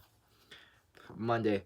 Last week we started the third quarter at school, so now I have a bunch of new classes. One of the classes I signed up for is something called the Independent Study, I wanted to sign up for the home economics too, but because I wasn't pretty good at home ec 1. But being good at sewing doesn't exactly buy you popularity points at school. He's such a pussy, dude. Guys, if you're listening to this, I don't know how the fuck you're still listening to this, but popularity is for pussies. It won't mean anything to you once you're... Okay. I was just talking about how for popularity is for pussies. how popularity is for pussies, excuse me. And it does it increments of 40, so the camera. And I didn't get my drink. I'm literally just here again. I didn't get my drink though. I think this last increment... No, I think it's one more increment after this I'll be able to finish. But we're going strong. This book is a shit ton of work. It's not a ton of work. It's just I'm tired of shit. But let me know if you guys want me to read a Harry Potter book, because yeah, Rose. Anyways, this independent study thing is an experiment they are trying to figure out at a school for the first time. The idea is that the class gets assigned a project and that you have to work on it together with no teacher in the room for the whole quarter. The catch is that when you are done, everyone in the group gets the same grade. I found out that Ricky Fisher is in my class, which could be a big problem. Ricky's big claim to fame is that he'll pick the gum off of a bottom desk and chew it if you pay him 50 cents. So I didn't really have high hopes for our final grade. Tuesday. Today we got our independent study assignment, and guess what it is? We have to build a robot. At first, everyone kind of freaked out because we thought we were going to have to build a robot from scratch. But Mr. Darnell told us we didn't have to build an actual robot. We just needed to come up with ideas for our robot, for what our robot may look like and what kind of things it would be able to do. Then he left the room and we were on our own. We started brainstorming right away. I wrote down a bunch of ideas on the blackboard. Everybody was pretty impressed with my ideas, but it was easy to come up with them. All I did was write down all the things I hate doing myself. Smart. But a couple of girls got up to the front of the room, and they had some ideas of their own. They erased my list and drew up their own plan. They wanted to invent a robot that would give you dating advice and have 10 types of lip gloss on its fingertips, excuse me. All us guys thought that was the stupidest idea we've ever heard. So we ended up splitting into two groups, girls and boys. The boys went to the other... You know how fucking crazy that is? Just leaving a bunch of teenagers in a classroom unattended? Fucking ridiculous. The boys went to the other side of the room while the girls stood around talking. Everything. Now that we had all our serious workers in one place, we got to work. Oh. Dang. That's sexist. You can't say shit like that, Jeff. Someone had the idea that you can say your name to the robot and it can say it back to you. But then someone else pointed out that you wouldn't be able to use bad words for your name because the robot shouldn't be able to curse. So we decided we should come up with a list of all the bad words the robot shouldn't be able to say. We came up with all the regular bad words, but then Ricky Fisher came up with 20 more. What? Ricky Fisher came up with 20 more. The rest of us has never heard before. I'm so tired. So Ricky ended up being one of the most valuable contributors on this project. Right before the bell rang, Mr. Darnell came back into the room to check our progress. He picked up the piece of paper we're writing on and read it over. To make a long story short, independent study is canceled for the rest of the year. Well, at least it is for us boys. So if the robots in the future are going around with cherry lip gloss for fingers, at least you know how it all got started. Thursday. In school today, they had a general assembly and showed the movie It's Great to Be Me, which they show us every year. The movie is all about how you should be happy with who you are and not change anything about yourself. True. You should be happy with who you are. Let's get emotional real quick. Yeah, if you're walking around thinking you're a pussy and just think you're a little pussy and you're a bitch, it's not going to end up going well, you know. Fuck what other people think. Sounds cliche, I know, but this is my foot, by the way. Um, it sounds cliche, and that looked kind of bad, but looked like I just fucking scratched my foot. But yeah, it sounds cliche, but no, seriously, fuck what other people think, because at the end of the day, opinions don't matter. I mean, if you're that fucking crazy, then fuck off. You're a piece of shit. Um, to be honest with you, I think that's a really dumb message to be telling kids, especially the ones at my school. Later on, they made an announcement that there are some openings on the safety patrols, and that got me thinking. If someone picks on a safety patrol, it can get them suspended. The way I figured out, the way I figured it, the way I figure it, I can use any extra protection I could get. Plus, I realized that maybe being in a position of authority could be good for me. I went down to Mr. Winsky's office and signed myself up, and I got Raleigh to sign up too. I thought Mr. Whiskey would make us do a bunch of chin ups or something, or jumping jacks or something, to prove we were up for the job. But he just handed us both belts and badges on the spot. Mr. Winsky, he's a pussy. Mr. Winsky said the openings were for a special assignment. Our school is right next to the elementary school, and they've got a half-day kindergartners there. What? And they've got a half-day kindergarten there. I'm so fucking tired. Jesus Christ, man. He wants us. Yeah, he wants us to walk the morning session kids home. In the middle of the day, I realized that meant we would miss 20 minutes of pre-algebra. Riley must have figured that out too, because he scratched to speak up. He started to speak up, but I gave him a wicked punch underneath the desk before he could finish his sentence. I couldn't believe my luck. I was getting instant bully protection and a free pass from half of pre-algebra, and I didn't even have to lift a finger. Tuesday. Today was our first day as safety patrols. Raleigh and I don't technically have stations like all the other patrols. Oh my god.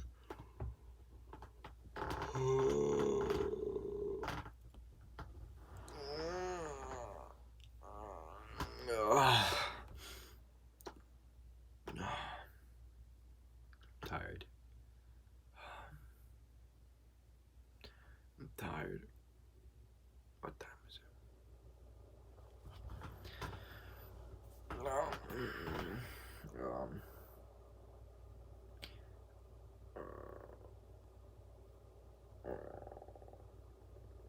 Raleigh doesn't technically have stations like all the other patrols, so that means we don't have to stand out in the freezing cold for an hour before school. But that didn't stop us from coming out to the cafeteria for the free hot chocolate they hand out to the other patrols before homeroom. Another great perk is that you get to show up 10 minutes late for the first period. I'm telling you, I've got it made for the safety patrol thing. At 12:15, Riley and I left school and walked the kindergartners home. Isn't that fucking crazy they allow that? Dude, that's so weird. Like, I wouldn't expect schools to, like, allow seniors to do that shit, or, like, freshmen, or sophomores, or juniors, or whatever, but fucking 6th graders are crazy. I mean, if they're, like, with another guardian, then yeah, like, helping them, but the movie and the book just say that they do it by themselves, so it's kind of crazy. The whole trip ate up left school and walked to kindergarten. So the whole trip ate up 45 minutes, and there were only 20 minutes of pre-algebra left when we got back. Walking the kids home was no sweat, but one of the kindergartners started to smell a little funny, and I think maybe he had an accident in his pants. He started to let me know about it, but I just stayed straight ahead and kept walking. I'll take these kids home, but believe me, I didn't sign up for any diaper duty.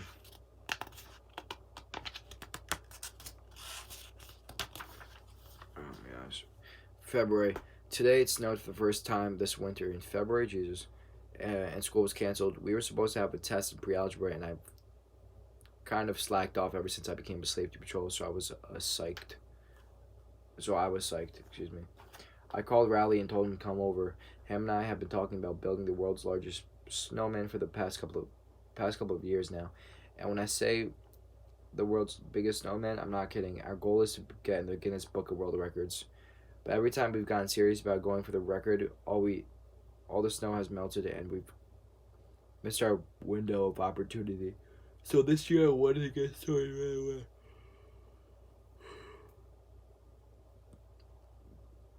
Like, I figured when Riley came over, we started rolling the first snowball to make the base. I figured the base was going to have to be at least 8 feet tall on its own if we wanted to have a shot at breaking the record.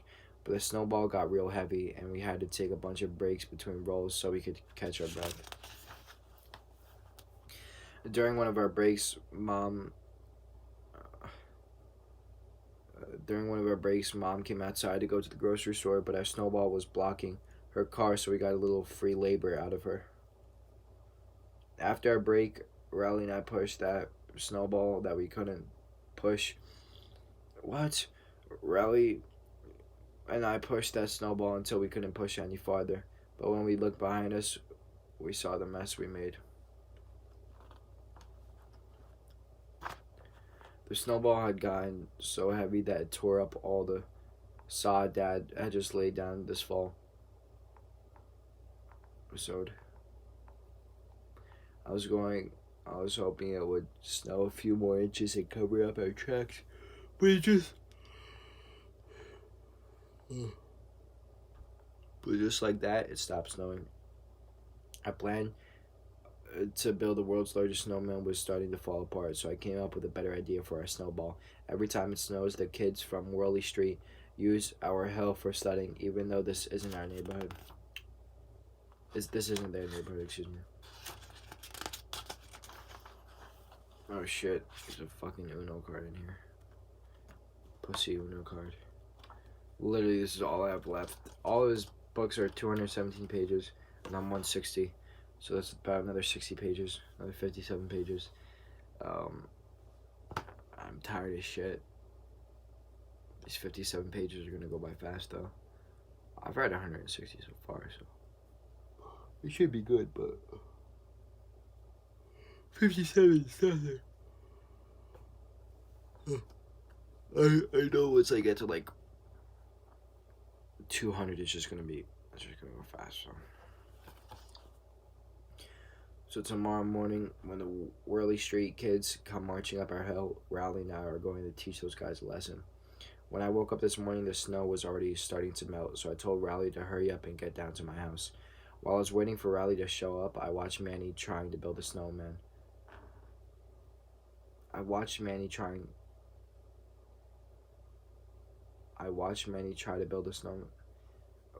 While I was waiting for Riley to show up, I would watch Manny trying to build. It should be I watched Manny try, right? It says trying though. I watched Manny try to build a snowman out of the petty crumbs of snow that were left over from our snowball. It was actually kind of pathetic. Greg's kind of a piece of shit, no lie. He's a cocky piece of shit. It really couldn't help me doing what I did next. Unfortunately for me, right at the moment, Dad was at the front window. And then you kick like the fucking snowman. Dude, fucking tired as shit.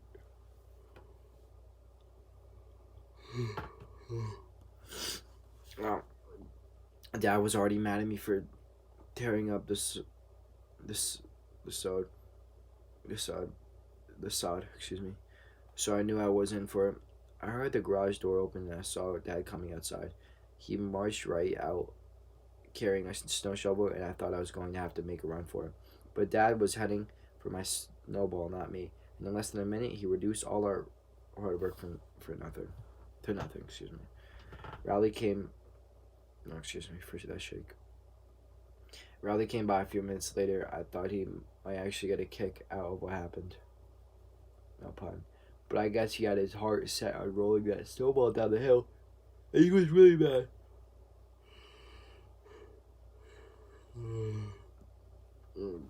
But get this, Riley was mad at me for what Dad did. Why does he keep saying Dad, not my dad? I told Riley he was being a big baby, and we got in a shoving match. Right when it looked like we were going to get in, an all-out fight. We got ambushed from the street. I'm tired of shit. But the work doesn't stop. I could easily do this. I could easily skip about 5 pages right now if I wanted to. And you guys wouldn't notice. Or maybe you guys wouldn't notice.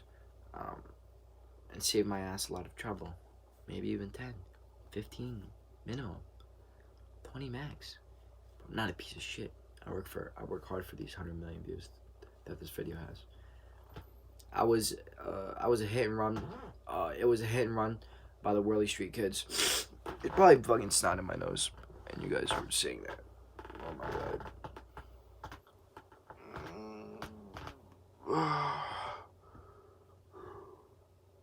So fucking tired.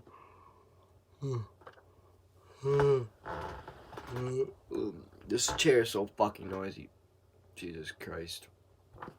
Let me check what time is it real quick. Time this real quick. I'll guess like 2:17, 2:14. It's 2:19. Oh, my friend's on. Am I on Do Not Disturb mode still? I don't know, but fuck. And if Miss Levine, my English teacher, was there, I'm sure she would have said the whole situation was ironic. Today at school, they announced there is an opening for the cartoonist job in the school paper. There's only one comic slot, and up until now, this kid, Brian Little, has been hogging it all to himself. Brian has the comic called Wacky Dog, and when it started off, it was actually pretty funny. But lately, Brian's been using his strip to handle his personal business. I guess that's why they gave him the axe. Oh god, man. As soon as I heard the news, I knew I had to try out. Wacky Dog made Brian Little a celebrity at our school, and I wanted to get in on some of that kind of fame. That's weird, because my middle school never had that shit. I mean, this is all fucking fiction, but it's like kind of realistic fiction when you think about it. Because like schools have this shit. My middle school didn't have any of that shit, and my high school is fucking doggy. So, as soon as I heard the news, I read that. I had a taste of what it's like to be famous at my school when I won an honorable mention in this anti-smoking contest they had. All I did was trace a picture from one of Roderick's heavy metal magazines, but luckily no one ever found out. The kid who won first place is named Chris Carney, and what kind of ticks me off is that Chris smokes at least a pack of cigs a day. Riley and I decided to team up and do a cartoon together, so after school today, he came over to my house and we got to work. I banged out a bunch of characters real quick, but that turned out to be the easy part. When we tried to think up some jokes, we kind of hit a wall. I finally came up with a good solution. I made up a cartoon with a punchline of every strip is Zooey Mama. Wait, wasn't that Riley's idea? That way we wouldn't get bogged down with having to write actual jokes, and we could concentrate on the picture. Wasn't that fucking Riley's idea? Wait, what? For the first couple of strips, I did the writing and drew the characters, and Riley drew the boxes around the pictures. Riley started complaining that he didn't have enough to do, so I let him write a few more strips. But to be honest with you, there was a pretty obvious drop in quality once Riley started doing the writing. Eventually, they have a bunch of strips, but I'm not fucking reading those shits. Eventually, I got kind of sick of the Zooey Mama idea, and I pretty much let Riley take over the whole operation. I thought that was his idea to start with. Or not, I guess. And believe it or not, Riley's drawing skills are worse than his writing skills, excuse me. I told Riley maybe we should come up with some new ideas, but he just wanted to keep writing Zooey Mamas. Then he packed up his comics and went home, which was fine by me. I don't really want to be partnered up with a kid who doesn't draw noses anyway. After Riley left yesterday, I really got to work on some comics. I came up with a character called Creighton, and I got on a roll. Creighton the Cretin, excuse me. I must have banged out 20 strips and I didn't even break a sweat. See, when you do shit, like a lot of shit real easily, like in a short amount of time, and you think it's easy, most likely it's gonna be fucking dog shit. And there are very, very few times where it's good, whatever you're doing. So don't fucking. The great thing about the Cren comics is with all the idiots running around my school, I will never run out of new material. When I got to school today, I took my comics to Mr. Ira's office. He's the teacher who runs the school newspaper. But when I went to turn my strips in, I saw that there was a bunch of pile of comics from all the kids who were trying out for the job. Most of them were pretty bad, so I wasn't too worried about the competition. No cap. The more I read, Greg is just fucking pissing me off. He's a piece of shit. No cap. What? No cap. One of the comics was called Dumb Teachers, and it was written by this kid named Bill Tritt. Bill is always in detention, so I guess he has a bone to pick with just about every teacher in the school, including Mr. Ira. No, I'm not too worried about the chances of Bill's comic getting in either. There was actually one or two decent comics in the bin, but I slipped them under a pile of paperwork on Mr. Ira's desk. He's a piece of shit. Hopefully, those ones won't turn up until I'm in high school. No cap, he's low-key shit. Shit. Today, during the morning announcements, I got the news I was hoping for. The paper came out at lunchtime, and everyone was reading it. I really wanted to pick a copy to see my name in print, but I decided just to play it cool for a while instead. I sat at the end of the lunch table, so there would be plenty of room for me to start signing autographs for my new fans. But nobody was coming over to me telling me how great my comics were. How great my comic was, and I started to get the feeling something was wrong. I grabbed the paper, and when I went to the bathroom, I checked it out, and then I saw my comic. I practically had a heart attack. Mr. Ira told me he had minor edits. He made some minor edits to my comic. I thought he just meant fix the spelling mistakes and stuff like that, but he totally butchered it. The comic he ruined was one of my favorite ones too. In the original Crate in the Crayon, he's taking a math test and he accidentally eats it, and then the teacher yells at him for being such a moron. Am I out of the frame? I don't give a shit at this point. By the time Mr. Ira was done with it, you practically couldn't recognize it as the same strip. So I'm pretty sure I won't be sending autographs anytime soon. Riley and I were enjoying our hot chocolate in the cafeteria with the rest of the patrols today, and there was an announcement on the loudspeaker. Riley went down to Mr. Winsky's office, and when Riley came back 15 minutes later, he looked pretty shaken up. Apparently, Mr. Winsky got a call from a parent who said they witnessed Riley terrorizing the kindergartners when he was supposed to be walking them home from school, and Mr. Winsky was really mad about it. Riley said Mr. Winsky yelled at him for about 10 minutes and said his actions disrespected the badge. I think I may just know what this is all about. Last week, Riley had to take a quiz during fourth period, so I walked the kindergartners home on my own. It had rained that morning, and there was a lot of worms on the sidewalk, so I decided to have some fun with the kids. Well, that's not what happened. What happened in the movie was Greg actually ended up running into the truck that was fucking harassing him on Halloween and shit. So he got scared, so he just fucking threw these kids in a ditch, and then the neighbor saw it, and she started being a fucking pussy about it. That's what happened in the movie, at least. But I haven't fucking read this book in forever. I'm literally so tired. I don't know what to do. What has my life come to? I started this at 12:30, I think. Excuse me. But so I decided to have some fun with the kids. But some neighborhood lady saw what. Oh, is there a fucking bug on me? But some neighborhood lady saw what I was doing, and she yelled at me from her front porch. It was Mrs. Irvine, who was friends with Riley's mom. She must have thought I was Riley because I was borrowing his coat, and I wasn't about to correct her either. He's a piece of fucking shit, dude. I forgot about the whole incident until today. Anyway, that's cap talk. Anyway, Mr. Winsky told Riley he's going to have to apologize to the kindergartners tomorrow morning, and that he's suspended from the patrols for the week. I know I should probably just tell Mr. Winsky it was me who chased the kids with the worms, but I wasn't ready to set the record straight just yet. He's kind of a piece of shit. He tries to make everything a joke.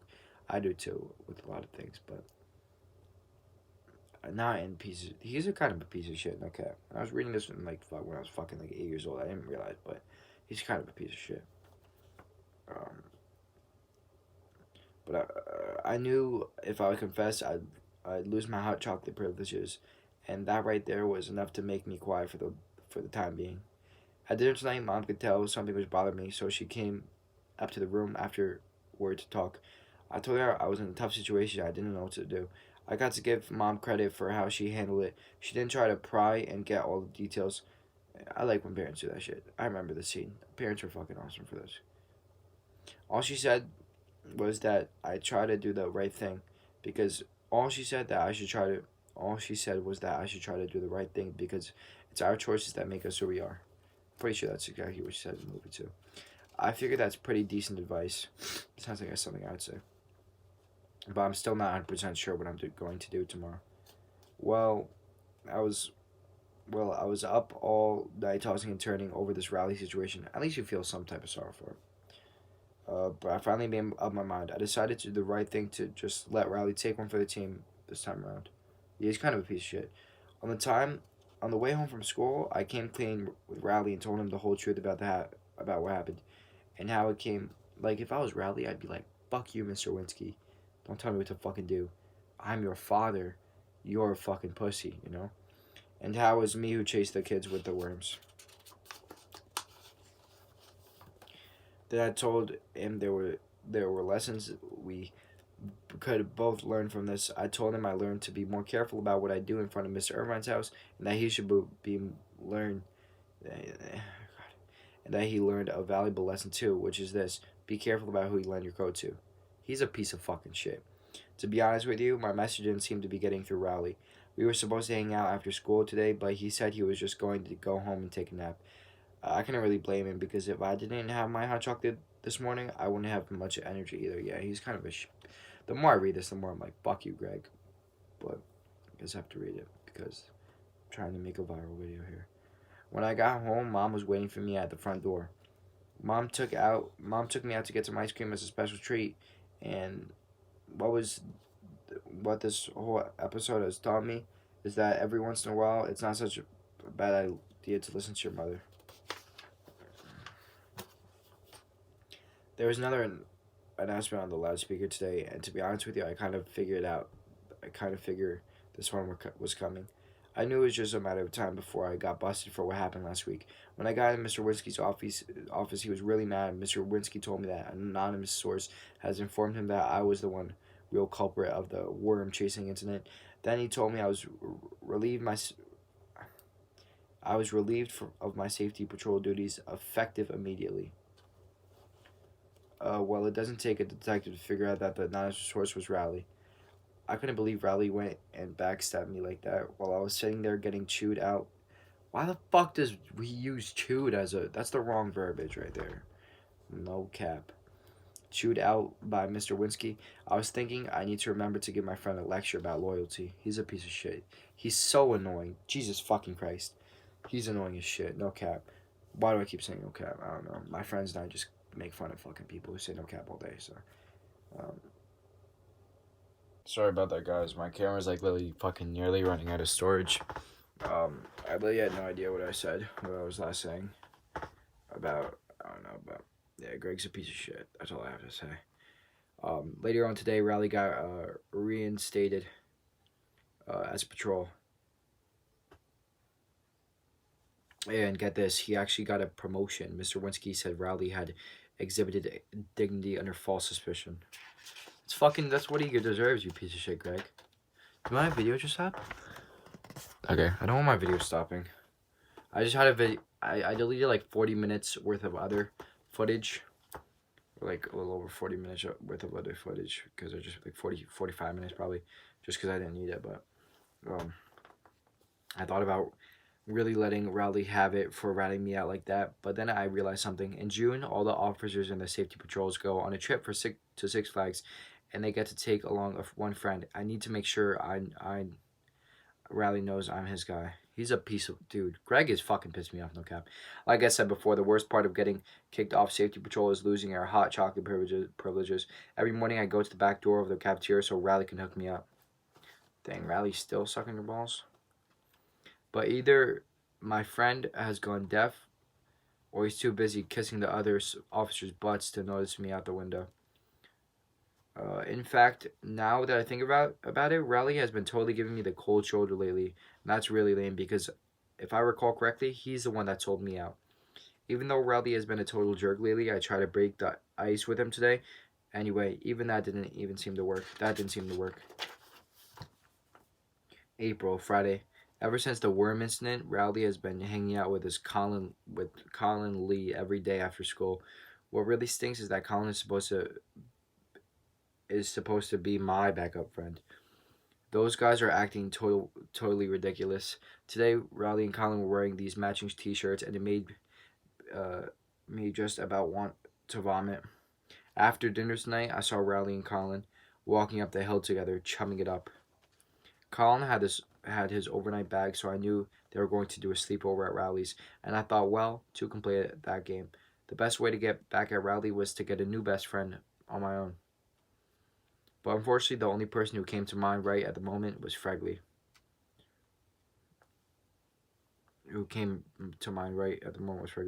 I went up to Fregley's with my overnight bag so Riley could see I had other friend options too. When I got there, Riley was in front yard stabbing a kite with a stick. When I got there, Fregley was in his front yard stabbing a kite with a stick. That's when I started to think maybe this isn't the best idea after all.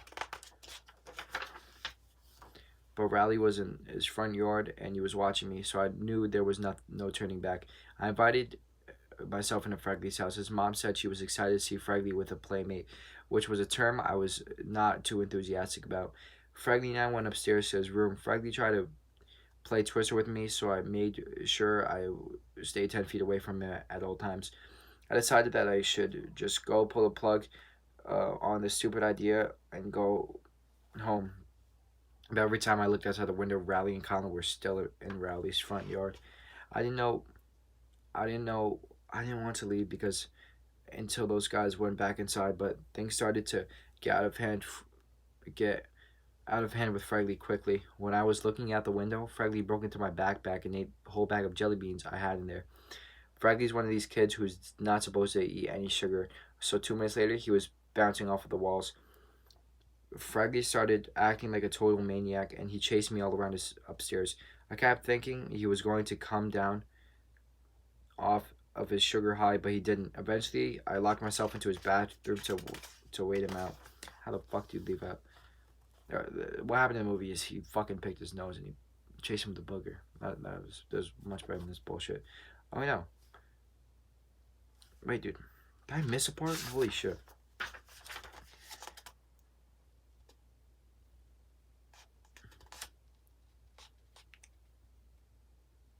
No. They literally, what? Around 11:30, it got quiet in the hallway. That's when Fregley slipped a piece of paper under the door. I picked it up and it read, "Dear Gregory, I'm very sorry I chased you with a booger on my finger. Here, I put it on this paper so you can get me back." Dude, what? It literally didn't say that. Did he?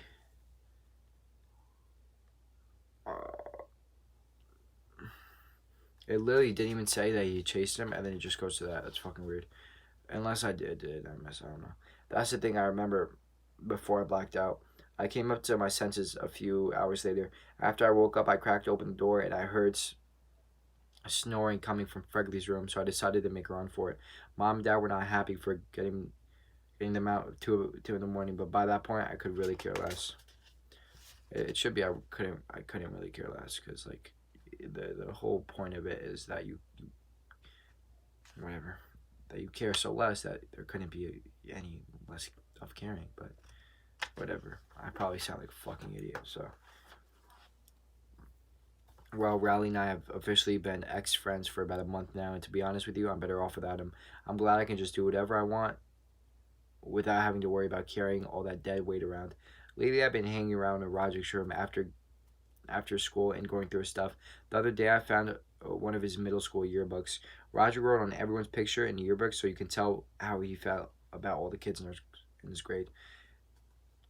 Every once in a while, I can see Roger's old classmates around town, and I have to remember to thank Roger for making church a lot more interesting.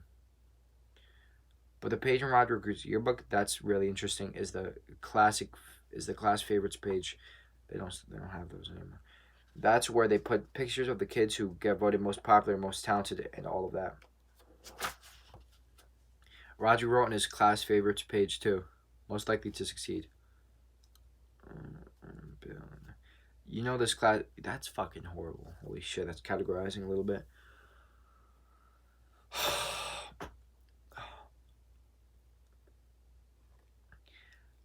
If you can get yourself voted onto the class favorites page, you're practically an immortal. Even if you don't live it up to what you got picked for. It doesn't really matter because it's one permanent record. It's on permanent record. People still treat Bill Watson like he's something special, even though he ended up dropping out of school. What the hell? We still run into him at the food barn every once in a while. Well, so here's what exactly, you guys. Let me tell you something. Just because you get good grades, it doesn't mean you're going somewhere. Stop fucking parents. Stop normalizing that shit. Good grades, good cut. Fuck that shit, dude. You don't have to. You don't. I'm still not. I'm still 15, but you don't have to get good grades to a good cut, dude. Fuck off, dude. I hate everyone telling me how do grades look like. Asking me how do grades look like. Where do you want to go to college? Fuck all that shit.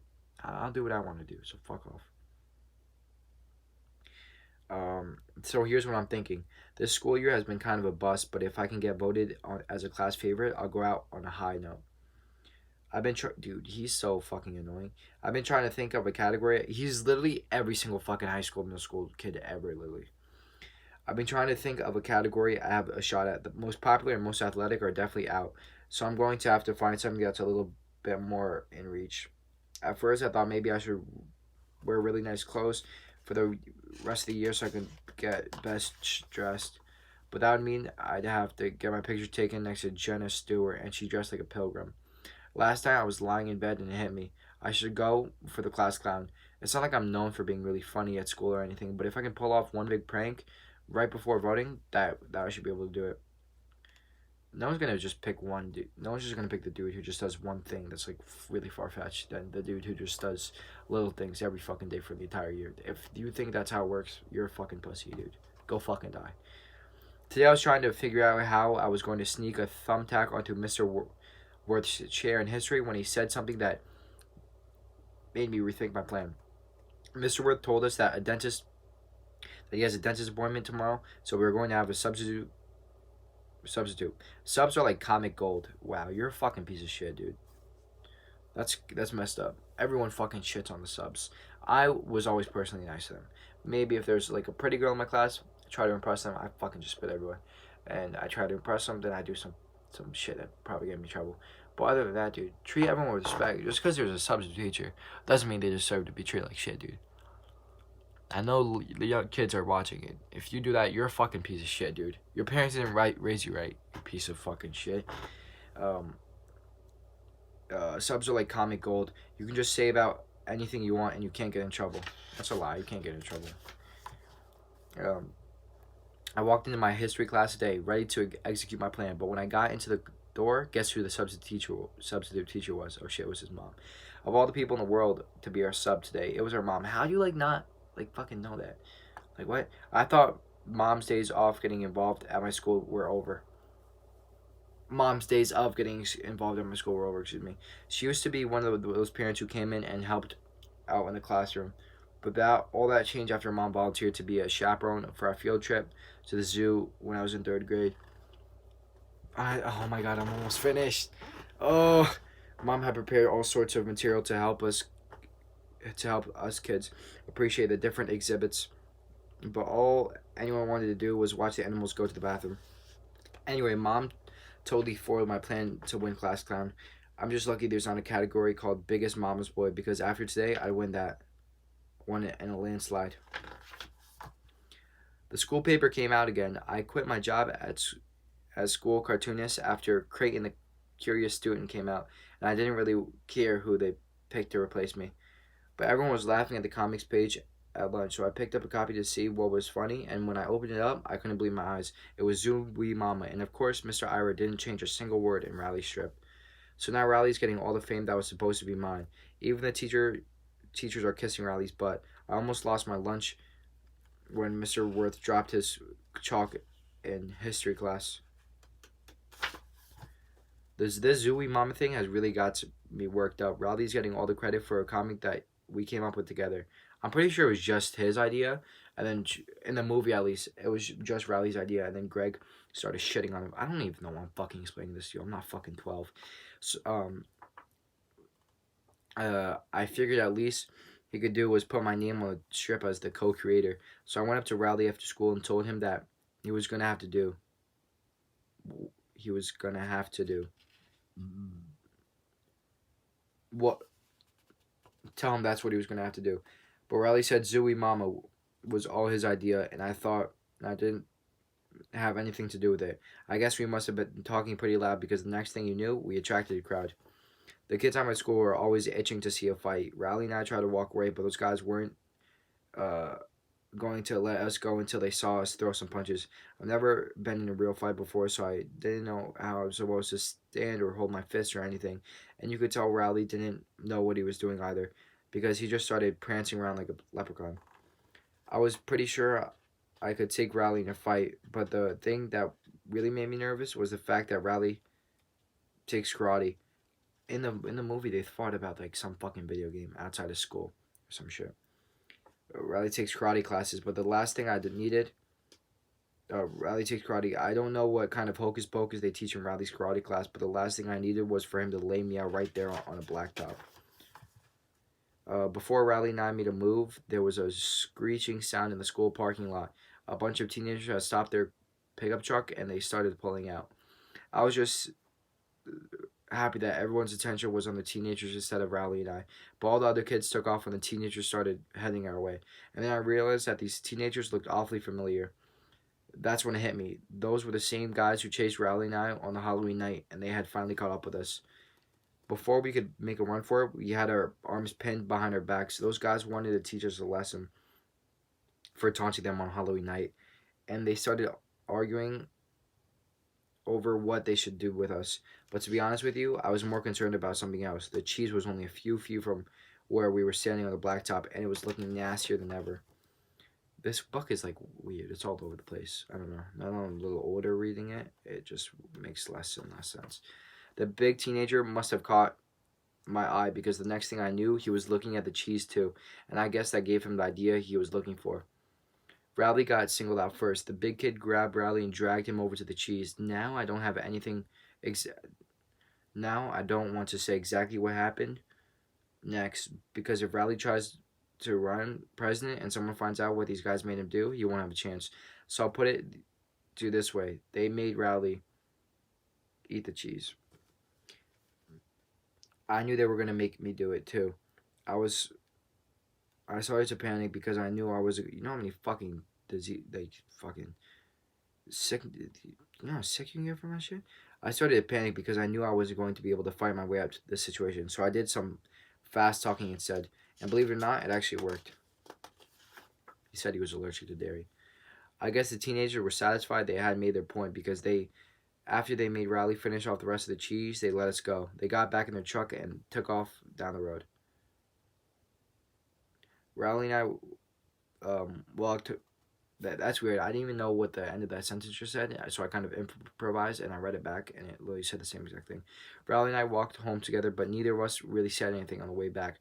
Yeah, he fucking smelled like shit. I thought about mentioning to Riley that maybe he could have pulled out a couple of his karate moves back there, but something told me to hold off on that thought for right now.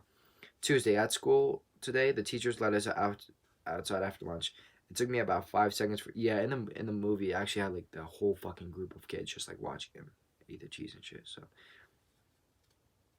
let us outside after lunch. It took me about 5 seconds for someone to realize the cheese was missing from its spot on the blacktop. Everybody crowded around to look at where the cheese used to be. Nobody could believe it was actually gone. People started coming up with these crazy theories about what happened to it. Somebody said that maybe the cheese grew legs and walked away. It took me all my self-control to keep my mouth shut, and if Riley wasn't standing right there, I honestly don't know if I would have kept quiet. A couple of the guys were arguing over what happened to the cheese were the same guys who were egging me and Riley on yesterday afternoon. So I knew it wasn't going to be long before someone put two and two together and figured out that we must have had something to do with it. Rowley was starting to panic, and I don't blame him. On page 214. Don't blame him. If the truth ever came out that how the cheese disappeared, Rowley would be finished. He'd have to move out of the state and maybe even the country. That's when I decided to speak up. I told everyone that I knew what happened to the cheese. I said I was sick of it being on the blacktop, and I just decided to get rid of it once and for all. For a second there, everyone just froze. I thought people were just going to start thanking me for what I did, but boy, was I wrong. Oh, you fucking, of course you were wrong. I really wish I was worded, I had worded my story a little differently because I threw away the cheese. Because if I threw away the cheese, guess what that meant? It meant that I have the cheese touch. Friday. Well, if Riley appreciated what if I did for him. Well, if Riley appreciated what I did for him last week, he hasn't said it. But we started hanging around after school again, so I guess that means we are back to normal. I can honestly say that so far, having a cheese touch hasn't been all that bad. It got me out of doing square dance unit and phys ed because no one would partner up with me, and I've had the whole lunch table to myself every day. That's one way to look at it. Today was the last day of school, and they handed out yearbooks after 8th period. I flipped to the class favorites page, and here's the picture that was waiting for me. Class clown Raleigh Jefferson. Page 217. All I can say is if anyone wants a free yearbook, they can run out the trash can in the back of the cafeteria. You know Raleigh can have class clown once and for all. Wait, you know Raleigh can have class clown for all I care. But if he ever gets too big for his britches, I'll just remind him that he was the guy who ate the cheese. I'm fucking done. Holy shit. I'm done. Last page, 217. I finish it. Guys, subscribe, man. I'm not doing that shit again. I'll do another book, but